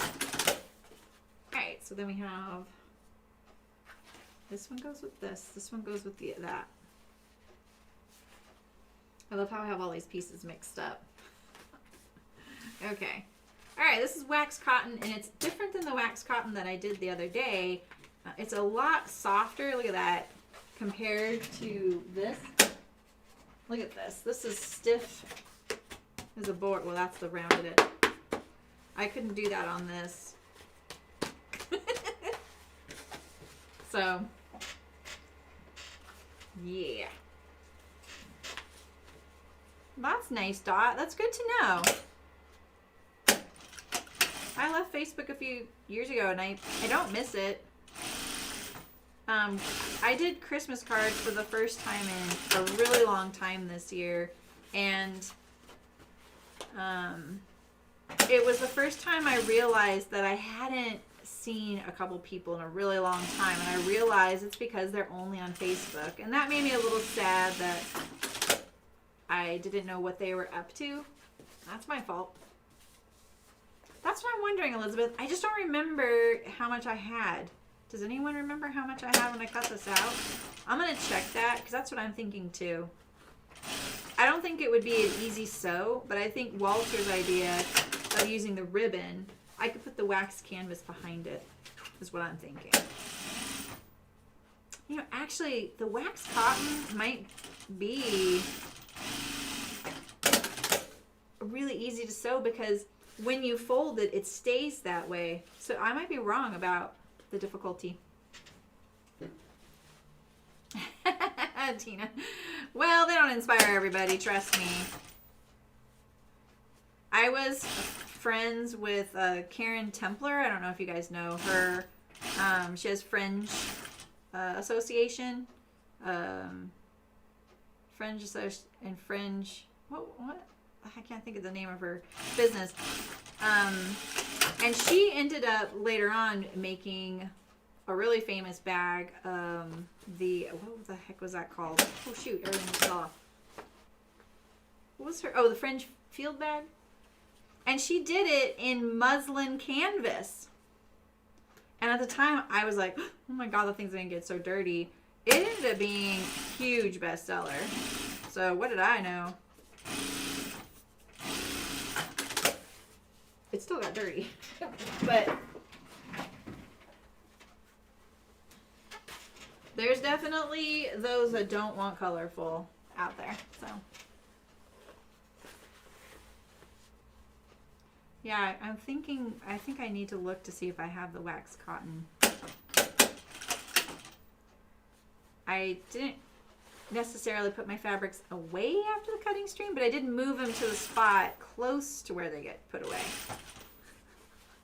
Doing so much lately, you guys, that I can't keep up on all of it. Oh, and Terry was saying she's like rearranging her sewing area. And I have this idea to rearrange my stream setup. But I don't want to, like she said, you know, like, oh my gosh, the storm before the calm, right? I don't really want to go through that right now because I have so many things I want to do. Okay. It's definitely feels smaller, but it's faster to sew. We compared this to the very first Wallaby. Well, it wasn't the very first, but it was one of the very first Wallabies I ever made. That I didn't even sell it. It's made in stiffener, and it's just not like, it's not what I wanted. But we compared it to that one on Thursday or Wednesday, and apparently 75% of the Wallaby size is the size of the original Wallaby.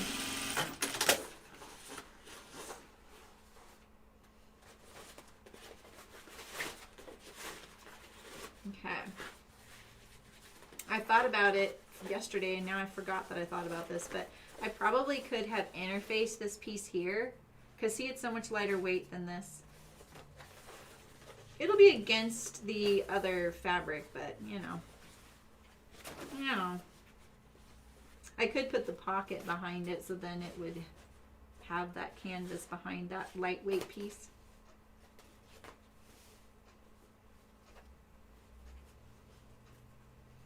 The Wallaby just goes together so quickly. And technically you're sewing 2 whole bags. Oh, come on, fit in there. Fit in there. The canvas doesn't stretch at all, but the cotton does.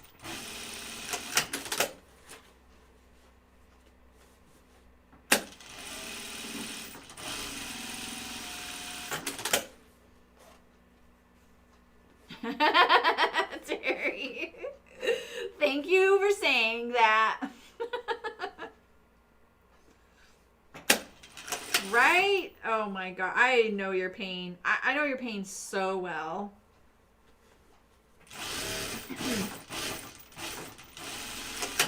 I probably did that twice this year, and I was just like, one time I did it right before I started streaming. It wasn't good. I haven't. I mean, I've heard that expression, but I think I've heard it as an expression, not as a podcast. What's it about?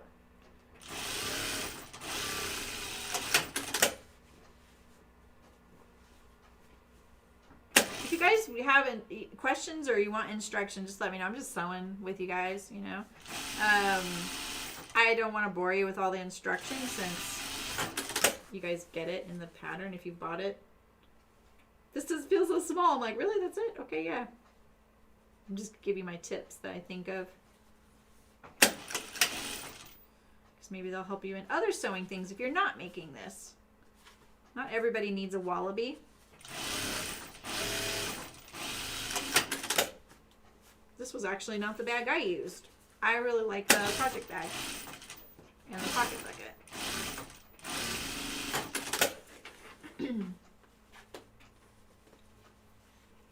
Where did you read it? Two feminist activists. Oh, yeah, I have heard that. Oh. I may need to listen to that. I've definitely had some feelings. And it makes me sad. Okay, so this is, look at how cute this is. And this, the seam's pointing that way. This one's gonna go under it like this. So push it this way. I'm just offsetting the bottom seam, the direction I'm top stitching it. Sometimes what I do, instead of pushing it to one side so I don't have to remember which way I pushed it, I'll just open up that seam and then I top stitch on either side. Especially on canvas that's really thick, it makes it nice and flat. And then, you know, the bag sits a little nicer.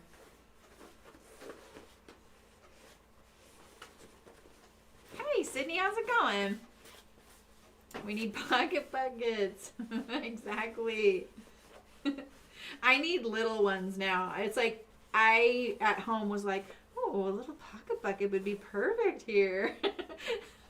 It's because it's nice. Like all the tools are like upright, you know? And you have the little handle. I'm into it. So into it. Can't believe I never did it sooner. I really wish I would have done that sooner. Granted, I may have thought of it and was like, yeah, that'll be the same amount of work. It'll cost the same. And people will be like, no. You might save 3 minutes, you know? So. Oh, you did? What'd you guys make? That's cool, Sydney. Through her school on a Saturday.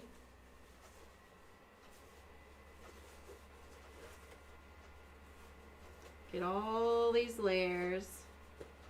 I always seat this first corner first, get it under the machine, and then I go.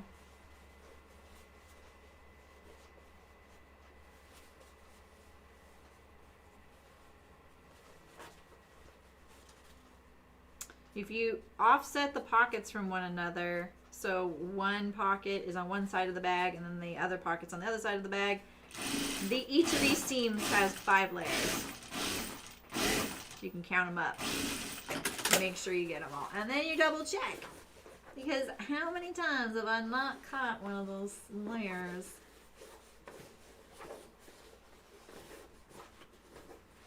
Looks good. Alright. Oh, look how cute it is. With a wallaby. Oh, cool. Dang, we haven't made a gingerbread house in a couple of years. I got one for Cricket a few years ago and she ended up not making it. So we left it on the kids' doorstep across the street. It was still in the box and everything. I let the mom know it was from us so she wasn't like, dang, some weird strangers leaving a gingerbread house on our doorstep. There's, in the older Joy of Cooking books, there's a gingerbread house recipe that's actually really good. And there's templates in the book to make the house and everything. And we used to do that. And then my kid was like, but I don't want to do it by hand. I want to get a kit like everybody else. All right. Okay. So I think like that if this is 75%, I wonder if you did 50%, like how small. I bet it would be too small. I wonder, because it really decreases quickly. Because this is a full-size bag.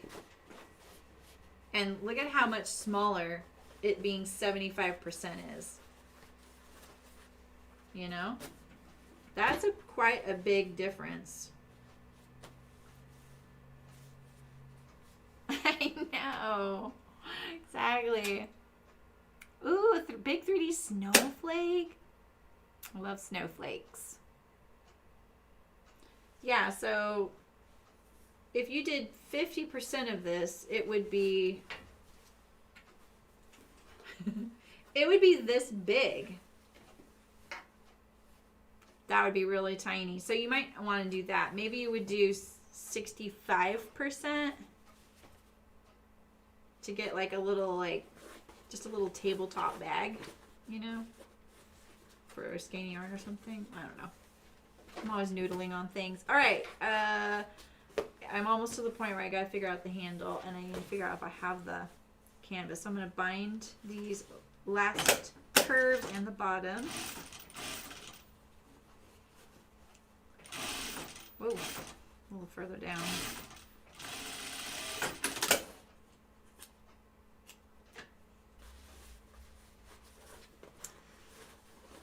And then, wait, because the seam allowance is the same and there's lots. For what? What'd I miss?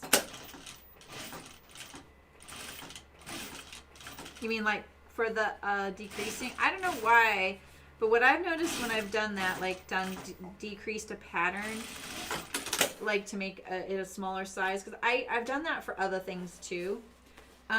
It really escalates quickly.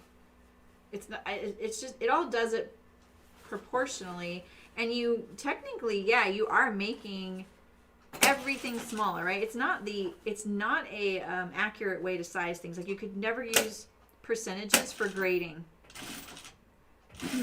You might be able to if you did it on a pure pattern without seam allowances, and there are people who do percentages that way.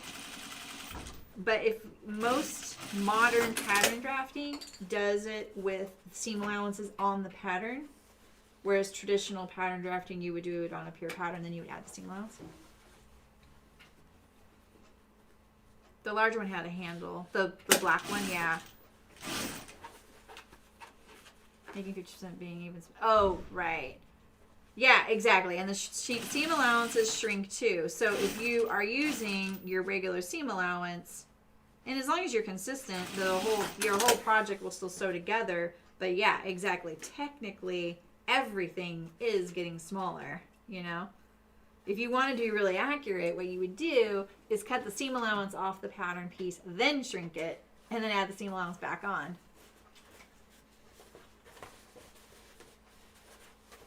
Okay, let's do the bottom here.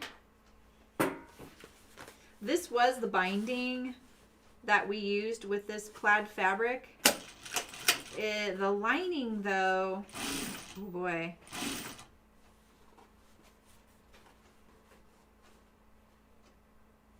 I can't remember what the lining was on this plaid. But when I saw Rayanne commented when I cut this out the other day, and she was like, plaid! Like, she remembers it. She started working for me when plaid came on the scene. This fabric here, the plaid that we're using there. That's a very old chicken boots fabric.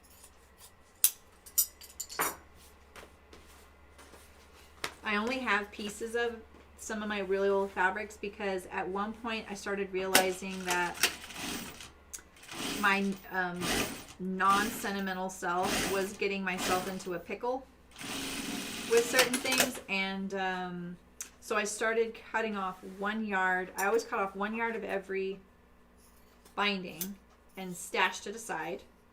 And then I also started trying to cut off a tiny piece of fabric, and I just put it in a bin of historical fabrics. It saved our butt a few times, and it was also just a nice thing to look back on. And then when I closed Chicken Boots, I was like, you know what? I'm giving myself permission to use these fabrics. And so now they're in my scrap area, and it's kind of fun seeing them again, you know? Some of them I see go really expensive. Like, people are looking for them, you know? Because they're just out of print or whatever. I don't buy into that stuff, so I don't want to sell it. I don't like making things precious like that. It's just my weird thing. It's an object, you know? Okay. A little speed sewing because I want to get to the handle and see it done. I don't think my heater has come on again, and my feet are cold. My feet never get cold here. Well, that's not true. They kind of do. I have wooden clogs on today, though, so maybe that's why they're cold.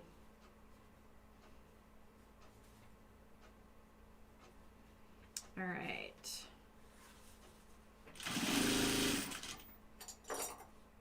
Tuck that in there. Tuck you there. Let's see if I have a piece of canvas or something, right, to put behind maybe the ribbon. What do we think? I mean, it could be a little, you know, piece of canvas across the top, or this bright ribbon. I kind of like the texture of the ribbon. I love the texture of the canvas. Let me see if I can find a scrap of it.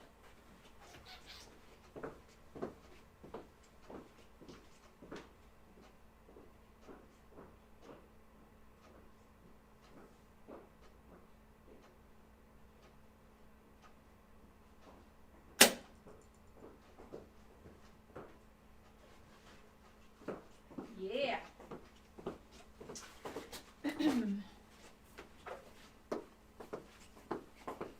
Okay, I found some.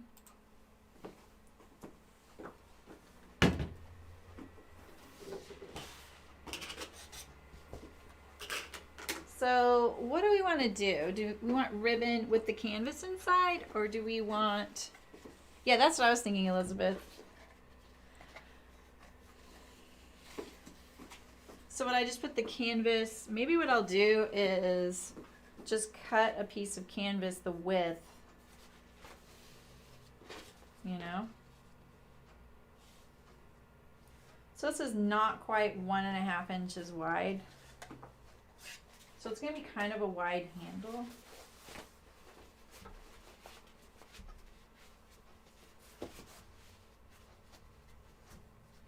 Can I use this raw edge there, maybe? Maybe.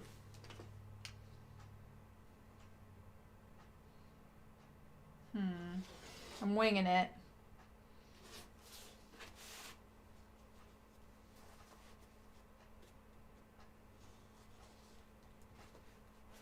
Why isn't that cutting?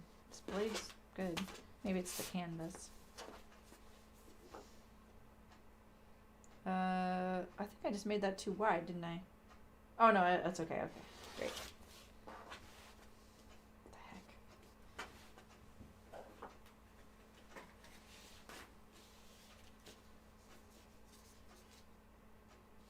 So that could be a little narrower. Oh, there's a flaw in that. Wow. Wow. Okay.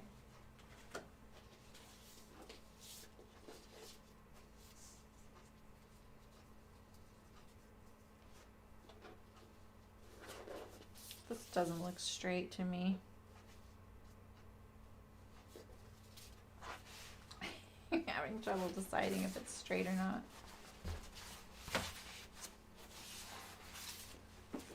I'm going to straighten up the edge first.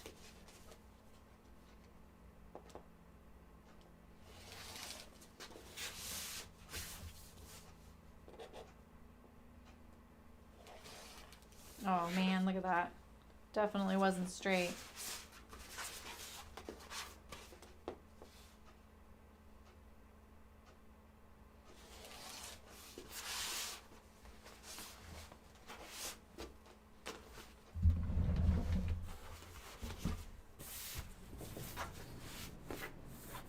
Yeah, that ribbon's pretty bright. That was from an invention I had. Alright, I'm just going to cut that off from there then.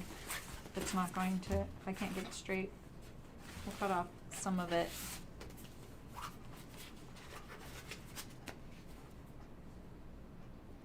I'm going to cut that.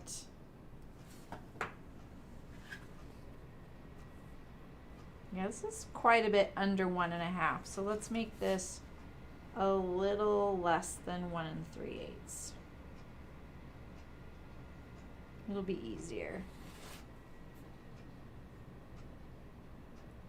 Sorry, there's glare on the ruler. Wow, okay. Probably still don't have a straight piece now.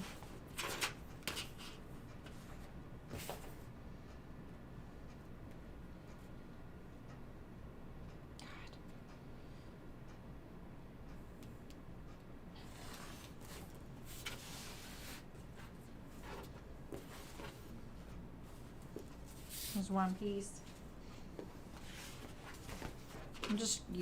I'm just trying to straighten the piece here. I hate not being on my table. Okay.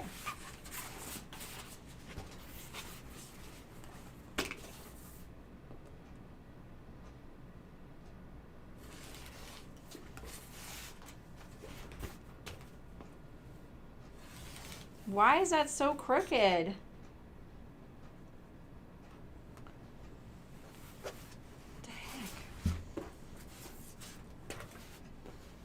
It looked like it was straight from the look at that, from the selvage. Can you guys see that? All right, Maria, see you later. Yeah, that's what I'm thinking. I just want to use the weave.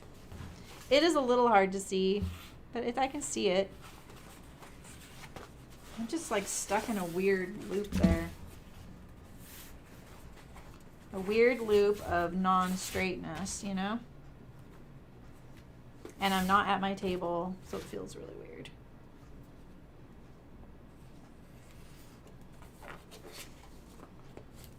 When all else fails, just go to another edge, you know?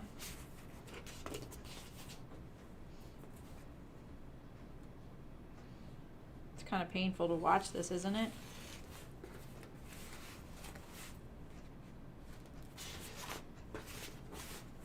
There's just too many pieces cut on this, so it was giving me that the run around.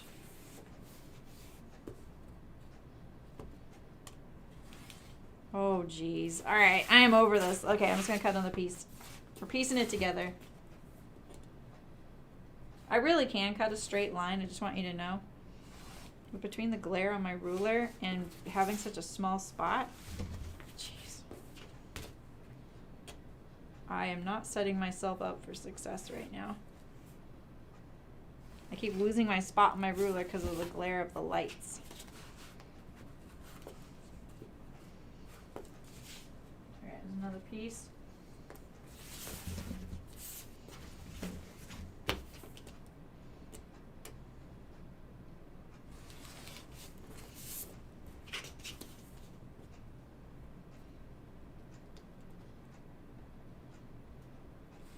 I literally cannot see my ruler. Okay, there we go. Oh no, Allison.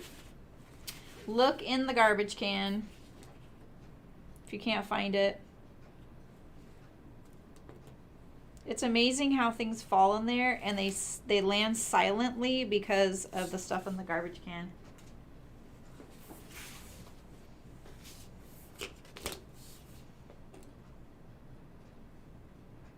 1 3/8. Yeah, right? Wait a minute. God. All I see are neon lights.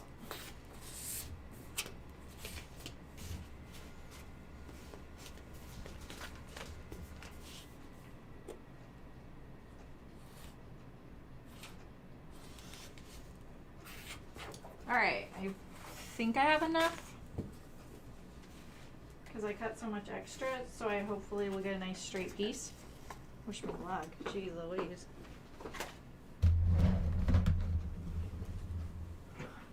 Oh no! You didn't break anything, did you? I did that once live on camera. And Brooke was like, Terry! Yelling at me from chat. It was very dramatic. That was for sure. Alright, so I'm going to piece these pieces together.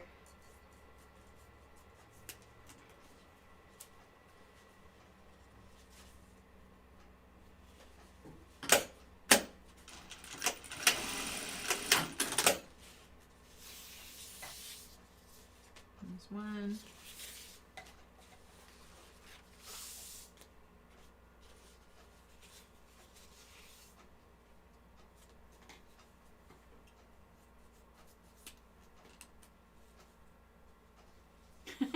Was that brutal, Glenn? Sorry.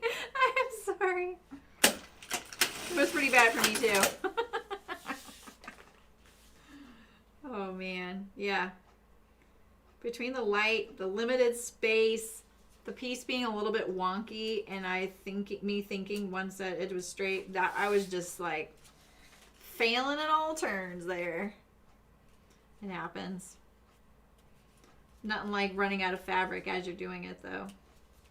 Okay, so I'm gonna create some of this. I'm gonna put this on the spool holder. That's actually not a spool holder. I call it that, but it's not. Ooh, man, nothing glides. Oh, someone join us. Hello, Karen. Welcome, welcome. I love it. Glenn was like, yeah. I'm just going to sew this to one edge.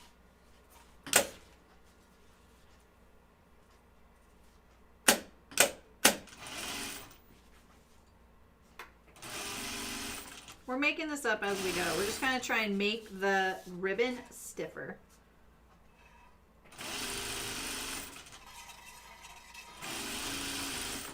The spool is going crazy back there.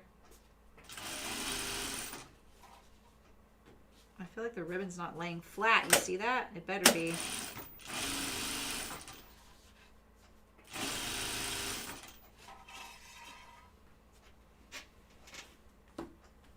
Let's figure out how much we need.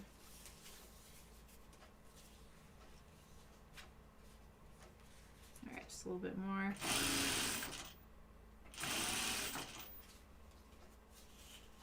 Just preparing my 2 pieces of webbing. So if you have 2 pieces of webbing, you don't have to do any of this stuff.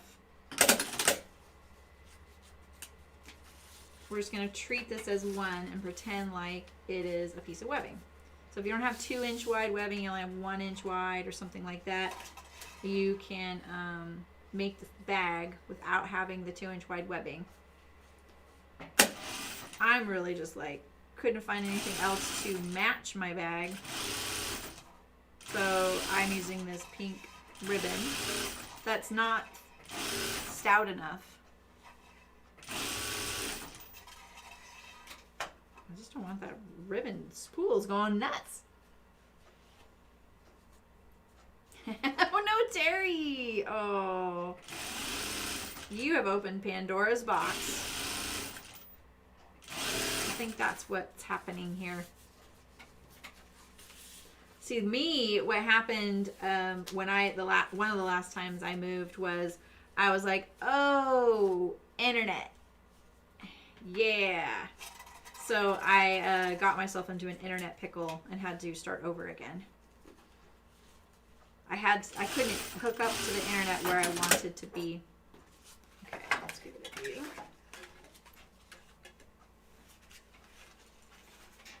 Didn't uncoil too crazily. All right, so we're gonna figure out how long of a piece we need. So you're gonna figure out your webbing, and we could use a little piece of wax canvas to tether our handle,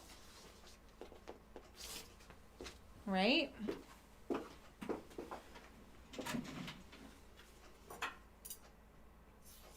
I can probably cut straighter with my scissors this time, if they were sharp.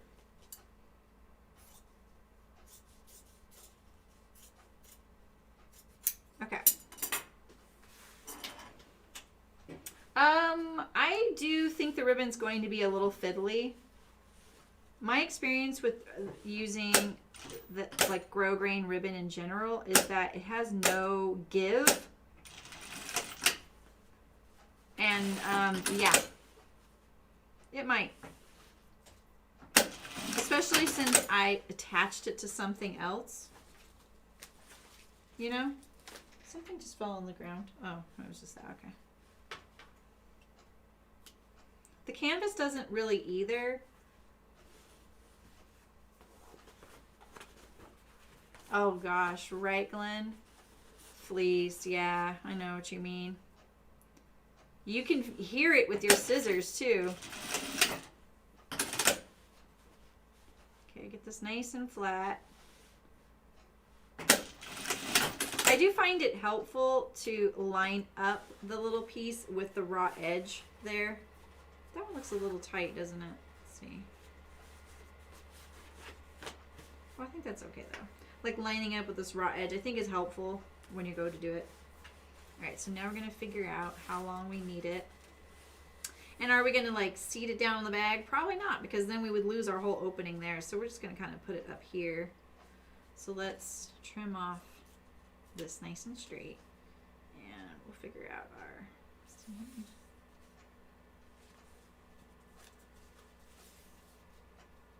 I don't know if you can see that the ribbon is rippling a little bit. Can you see that? So yeah, it's probably gonna give me a little bit of a problem.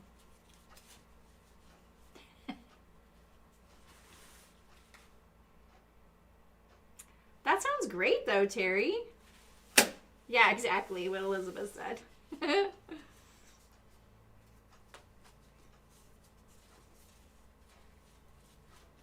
When I had that little backyard shop, and it was like a room with 3 sides, the top half were windows, and then the lower half of the 3 sides was a countertop going around it with drawers. There were 80 drawers in there. And then in the middle, I had my 2 big, huge tables that you see in pictures. I had them back to back, so it was one huge, gigantic table. I couldn't, I could barely reach the middle of. And then on the 2 corners, along the side that didn't have the countertop or the window, there was a door in the middle, a wood stove in one corner, and then my 3 sewing machines in the other corner. And there was no other way to configure it. So it kind of was good in that it didn't inspire that kind of rearranging. Yeah, because it's a synthetic, Glenn.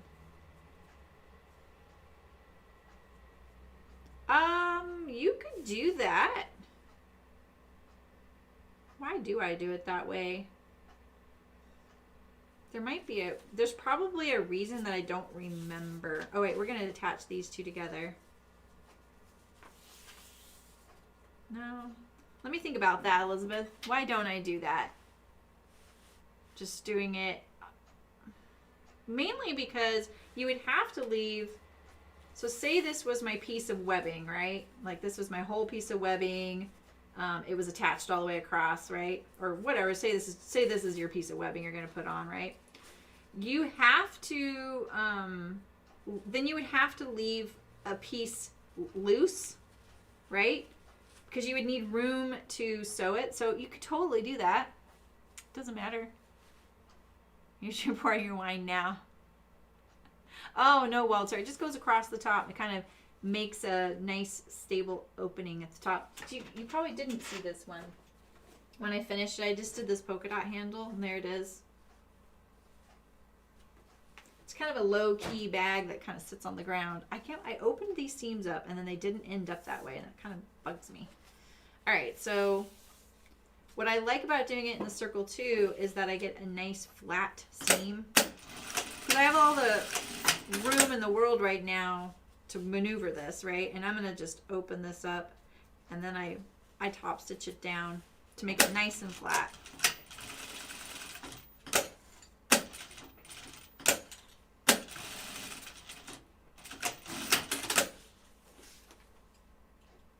I think that just is probably a preference of what you like to deal with.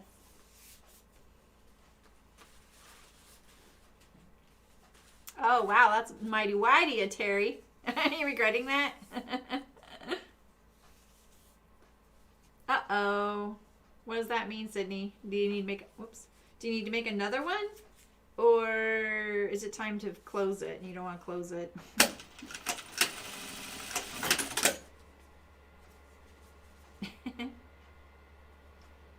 Yeah, I think, Elizabeth, I probably tried that when we were in production.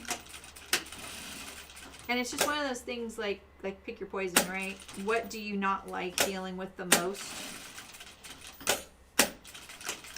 When you are sewing a lot of one thing, you can pretty much start feeling confident you can rely on how it's going to end up and the length that you need. If you're just sewing one, though, that makes it so you feel a little less trustworthy of the circumference, you know? And so then you're kind of like, ooh, I want to just leave myself some room there, right? But in production, you're probably going to pre-cut all that unless you are putting it on like off of a spool. Those spools are huge and heavy, the webbing spools, so we wouldn't have done that. Oops, I want these ends together. The ones I've already stitched. You could already see it was tighter. One of these is a little bigger. I mean, it's okay, I guess. Yeah.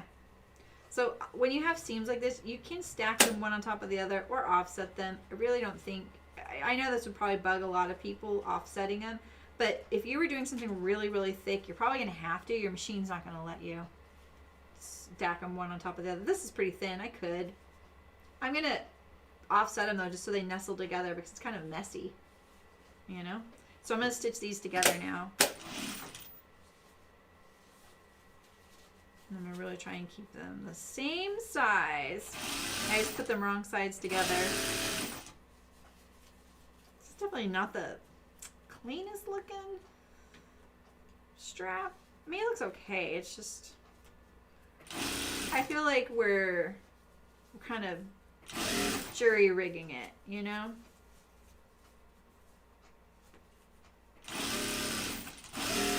Because this is the fabric we want to de-lace. Alright, so now we're ready to attach it.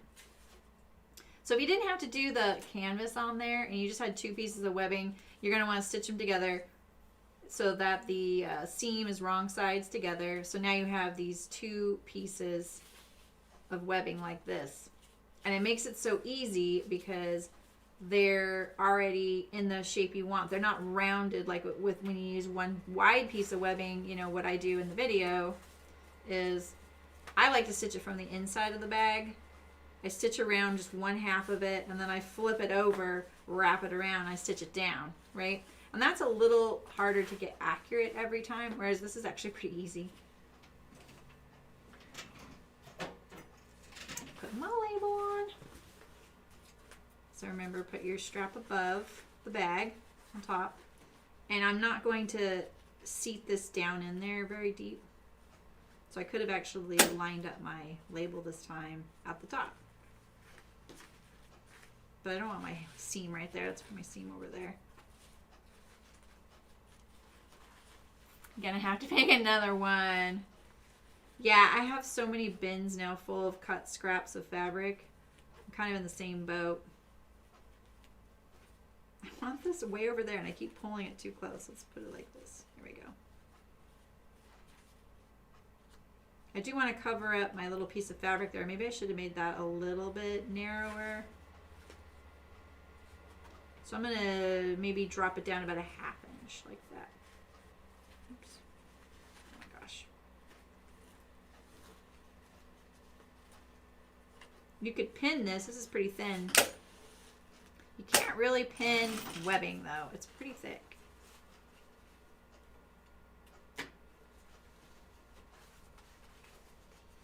You could try and like insert your bag all the way around if you want.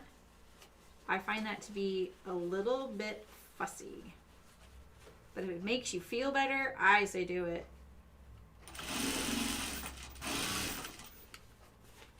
Anything that makes you feel better and more confident about sewing it is, I'm a huge fan of doing that. Well, I would have if I had pre-cut it. But because I didn't pre-cut it, I actually just left it on the spool. I just wanted to check this before I started pulling too much. I decided at the last second to kind of make it on the fly. I brought over my options and we all agreed that the ribbon was kind of the way to go. Oh, that's smart, Adina. Are there a lot of babies in your office area? I feel like I'm gonna have to pull this. I just want to check it. You know what I would benefit from is notches. And you could then mark your webbing like a halfway point. You know? Oh yeah, I'm gonna need to stretch this ribbon. I don't want it to torque though.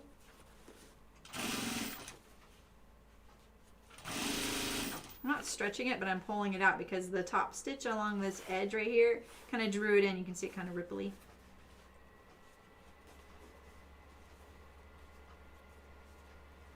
Has anyone made the that dog coat pattern by Closet Case yet? I want to make another dog coat. I don't need one, but I want to make another one. Oh yeah, I probably should have pulled that a little bit more. Shoot. I don't know if my strap's gonna make it. Unless I crumple my handle. I'm giving you such a bad demo. This is so fiddly with the canvas and the ribbon, you know? Oh yeah, look at that. It's okay.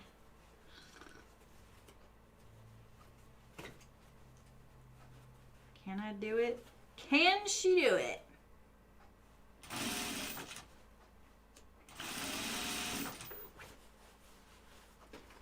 Better believe it.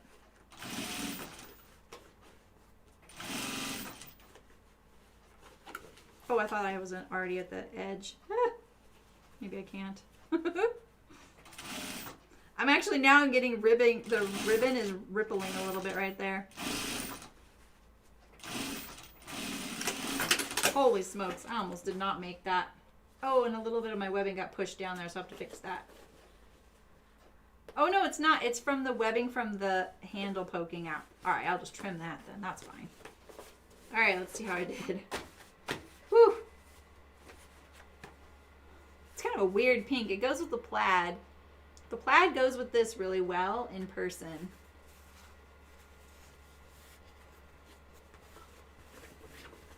Oh, it is, Glenn?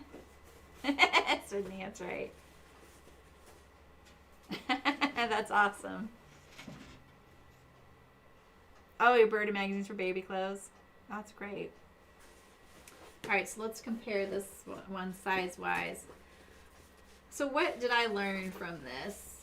I think that lining that ribbon made it really fussy. It worked out, right? I mean, I think this was fine. There's a little, it's not really torquing, but can you see a little bit of it? The ribbon is just, you know, it's very lightweight. There may be some sort of something you could fuse to the ribbon, but remember it's a synthetic, so you gotta be careful. This right here is the canvas poking out, the canvas that I cut to it. I was using one of my Notions cases as a pattern yesterday. Not the pattern, but using the Sew Notions case, and I totally rotary knifed into the binding along the edge. Perfectly fine Notions case ruined. I was like, yeah, that's why you don't do that. I don't even allow people to rotary knife around my paper pattern, let alone finish the thing. This canvas, while it's really lightweight and not very stiff, it actually holds its shape really well. Like, I'm trying not to fuss with it too much. The other thing I think made this fussy was the fact that it's wider. It's pretty wide. So you're asking this to fit. This edge here is different than this edge, you know? So, yeah, me too. I like that. Yeah. Pretty cute. Ribbon is fiddly. That is what we have learned. We have our pocket bucket we made this week. What was the other pocket bucket I made? Oh, and Night Flight. I already put that on the shelf out there. Yeah, it does dull everything. Our little Notions wedgies. Look at all these things. Yeah, sure, Jan. I wonder if I would reverse this one, but let's try the waxed cotton reversed. A little easier because it's smaller. So you don't have the webbing seam poking out, you have a finished seam. A lot of folks, when we didn't know this bag was reversible until a customer told us. And they were like, I love this bag and I've been using it reversed. And they sent a picture and I was like, oh, that's really cute. So there you go. And then here's this one.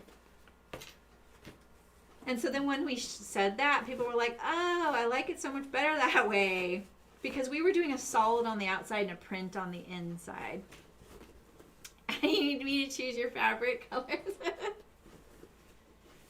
What if you started, Adina, with a solid with a print?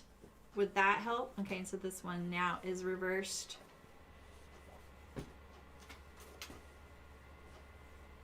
Yeah, I promise the video that comes with it shows the handle better sewing than I just did for you guys too.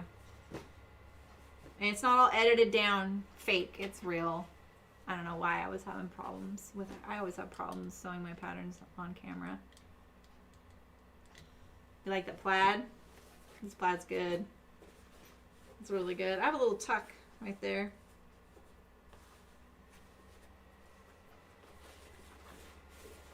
And then yeah, you have the pocket on either side. Yeah. Oh, Elizabeth. Thank you. I love the gold. Why isn't the alert happening? Dang. You and Ray are getting, you know, the short end of the stick without getting the cool little alert. I'm so glad that the stream's been a highlight for you for this year. It really has been for me as well. You had Instagram pick your fabric the other day. You did. I saw that. Yeah, I agree. I definitely have had those moments where I'm just like, why am I doing this? This is crazy that I do this.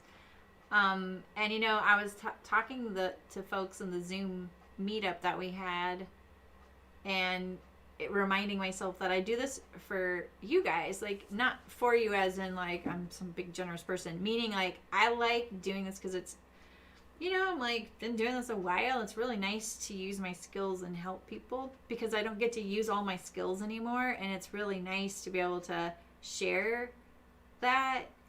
It's not like I feel like I'm at the end of my career. I'm really young, but there's a ton of people out there doing great stuff. So what do I have to add to it, right? And I'm never going to probably get another job in the industry because of where I live and how old I am, right? People, they don't hire people. I'm in my 40s, but still, doesn't matter. So I'm not cheap. I actually saw a job posting on Instagram the other day, and I was like, I'm going to check that out. And I checked it out, and it was for $20 an hour. And I was like, $20 an hour freelance? That's barely above minimum wage. I was like, no, I'm not going to do that.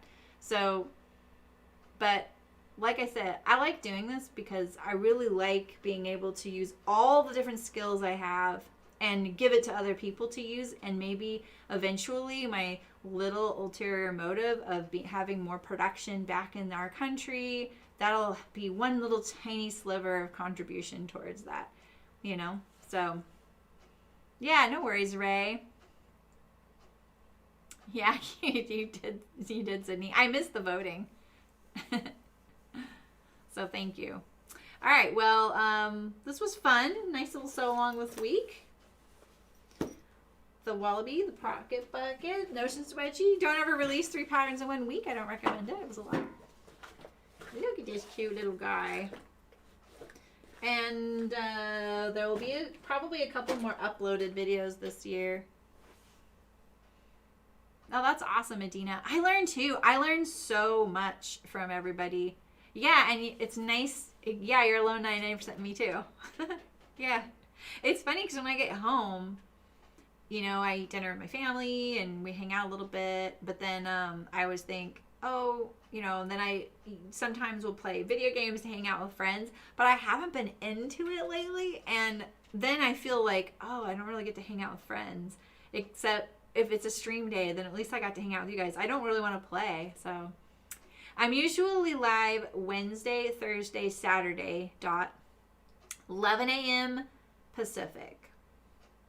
And if you are on Instagram, I try and post a schedule like on a Tuesday. And I most of the time try and post one for the month as well. And there will be one on the community tab for YouTube.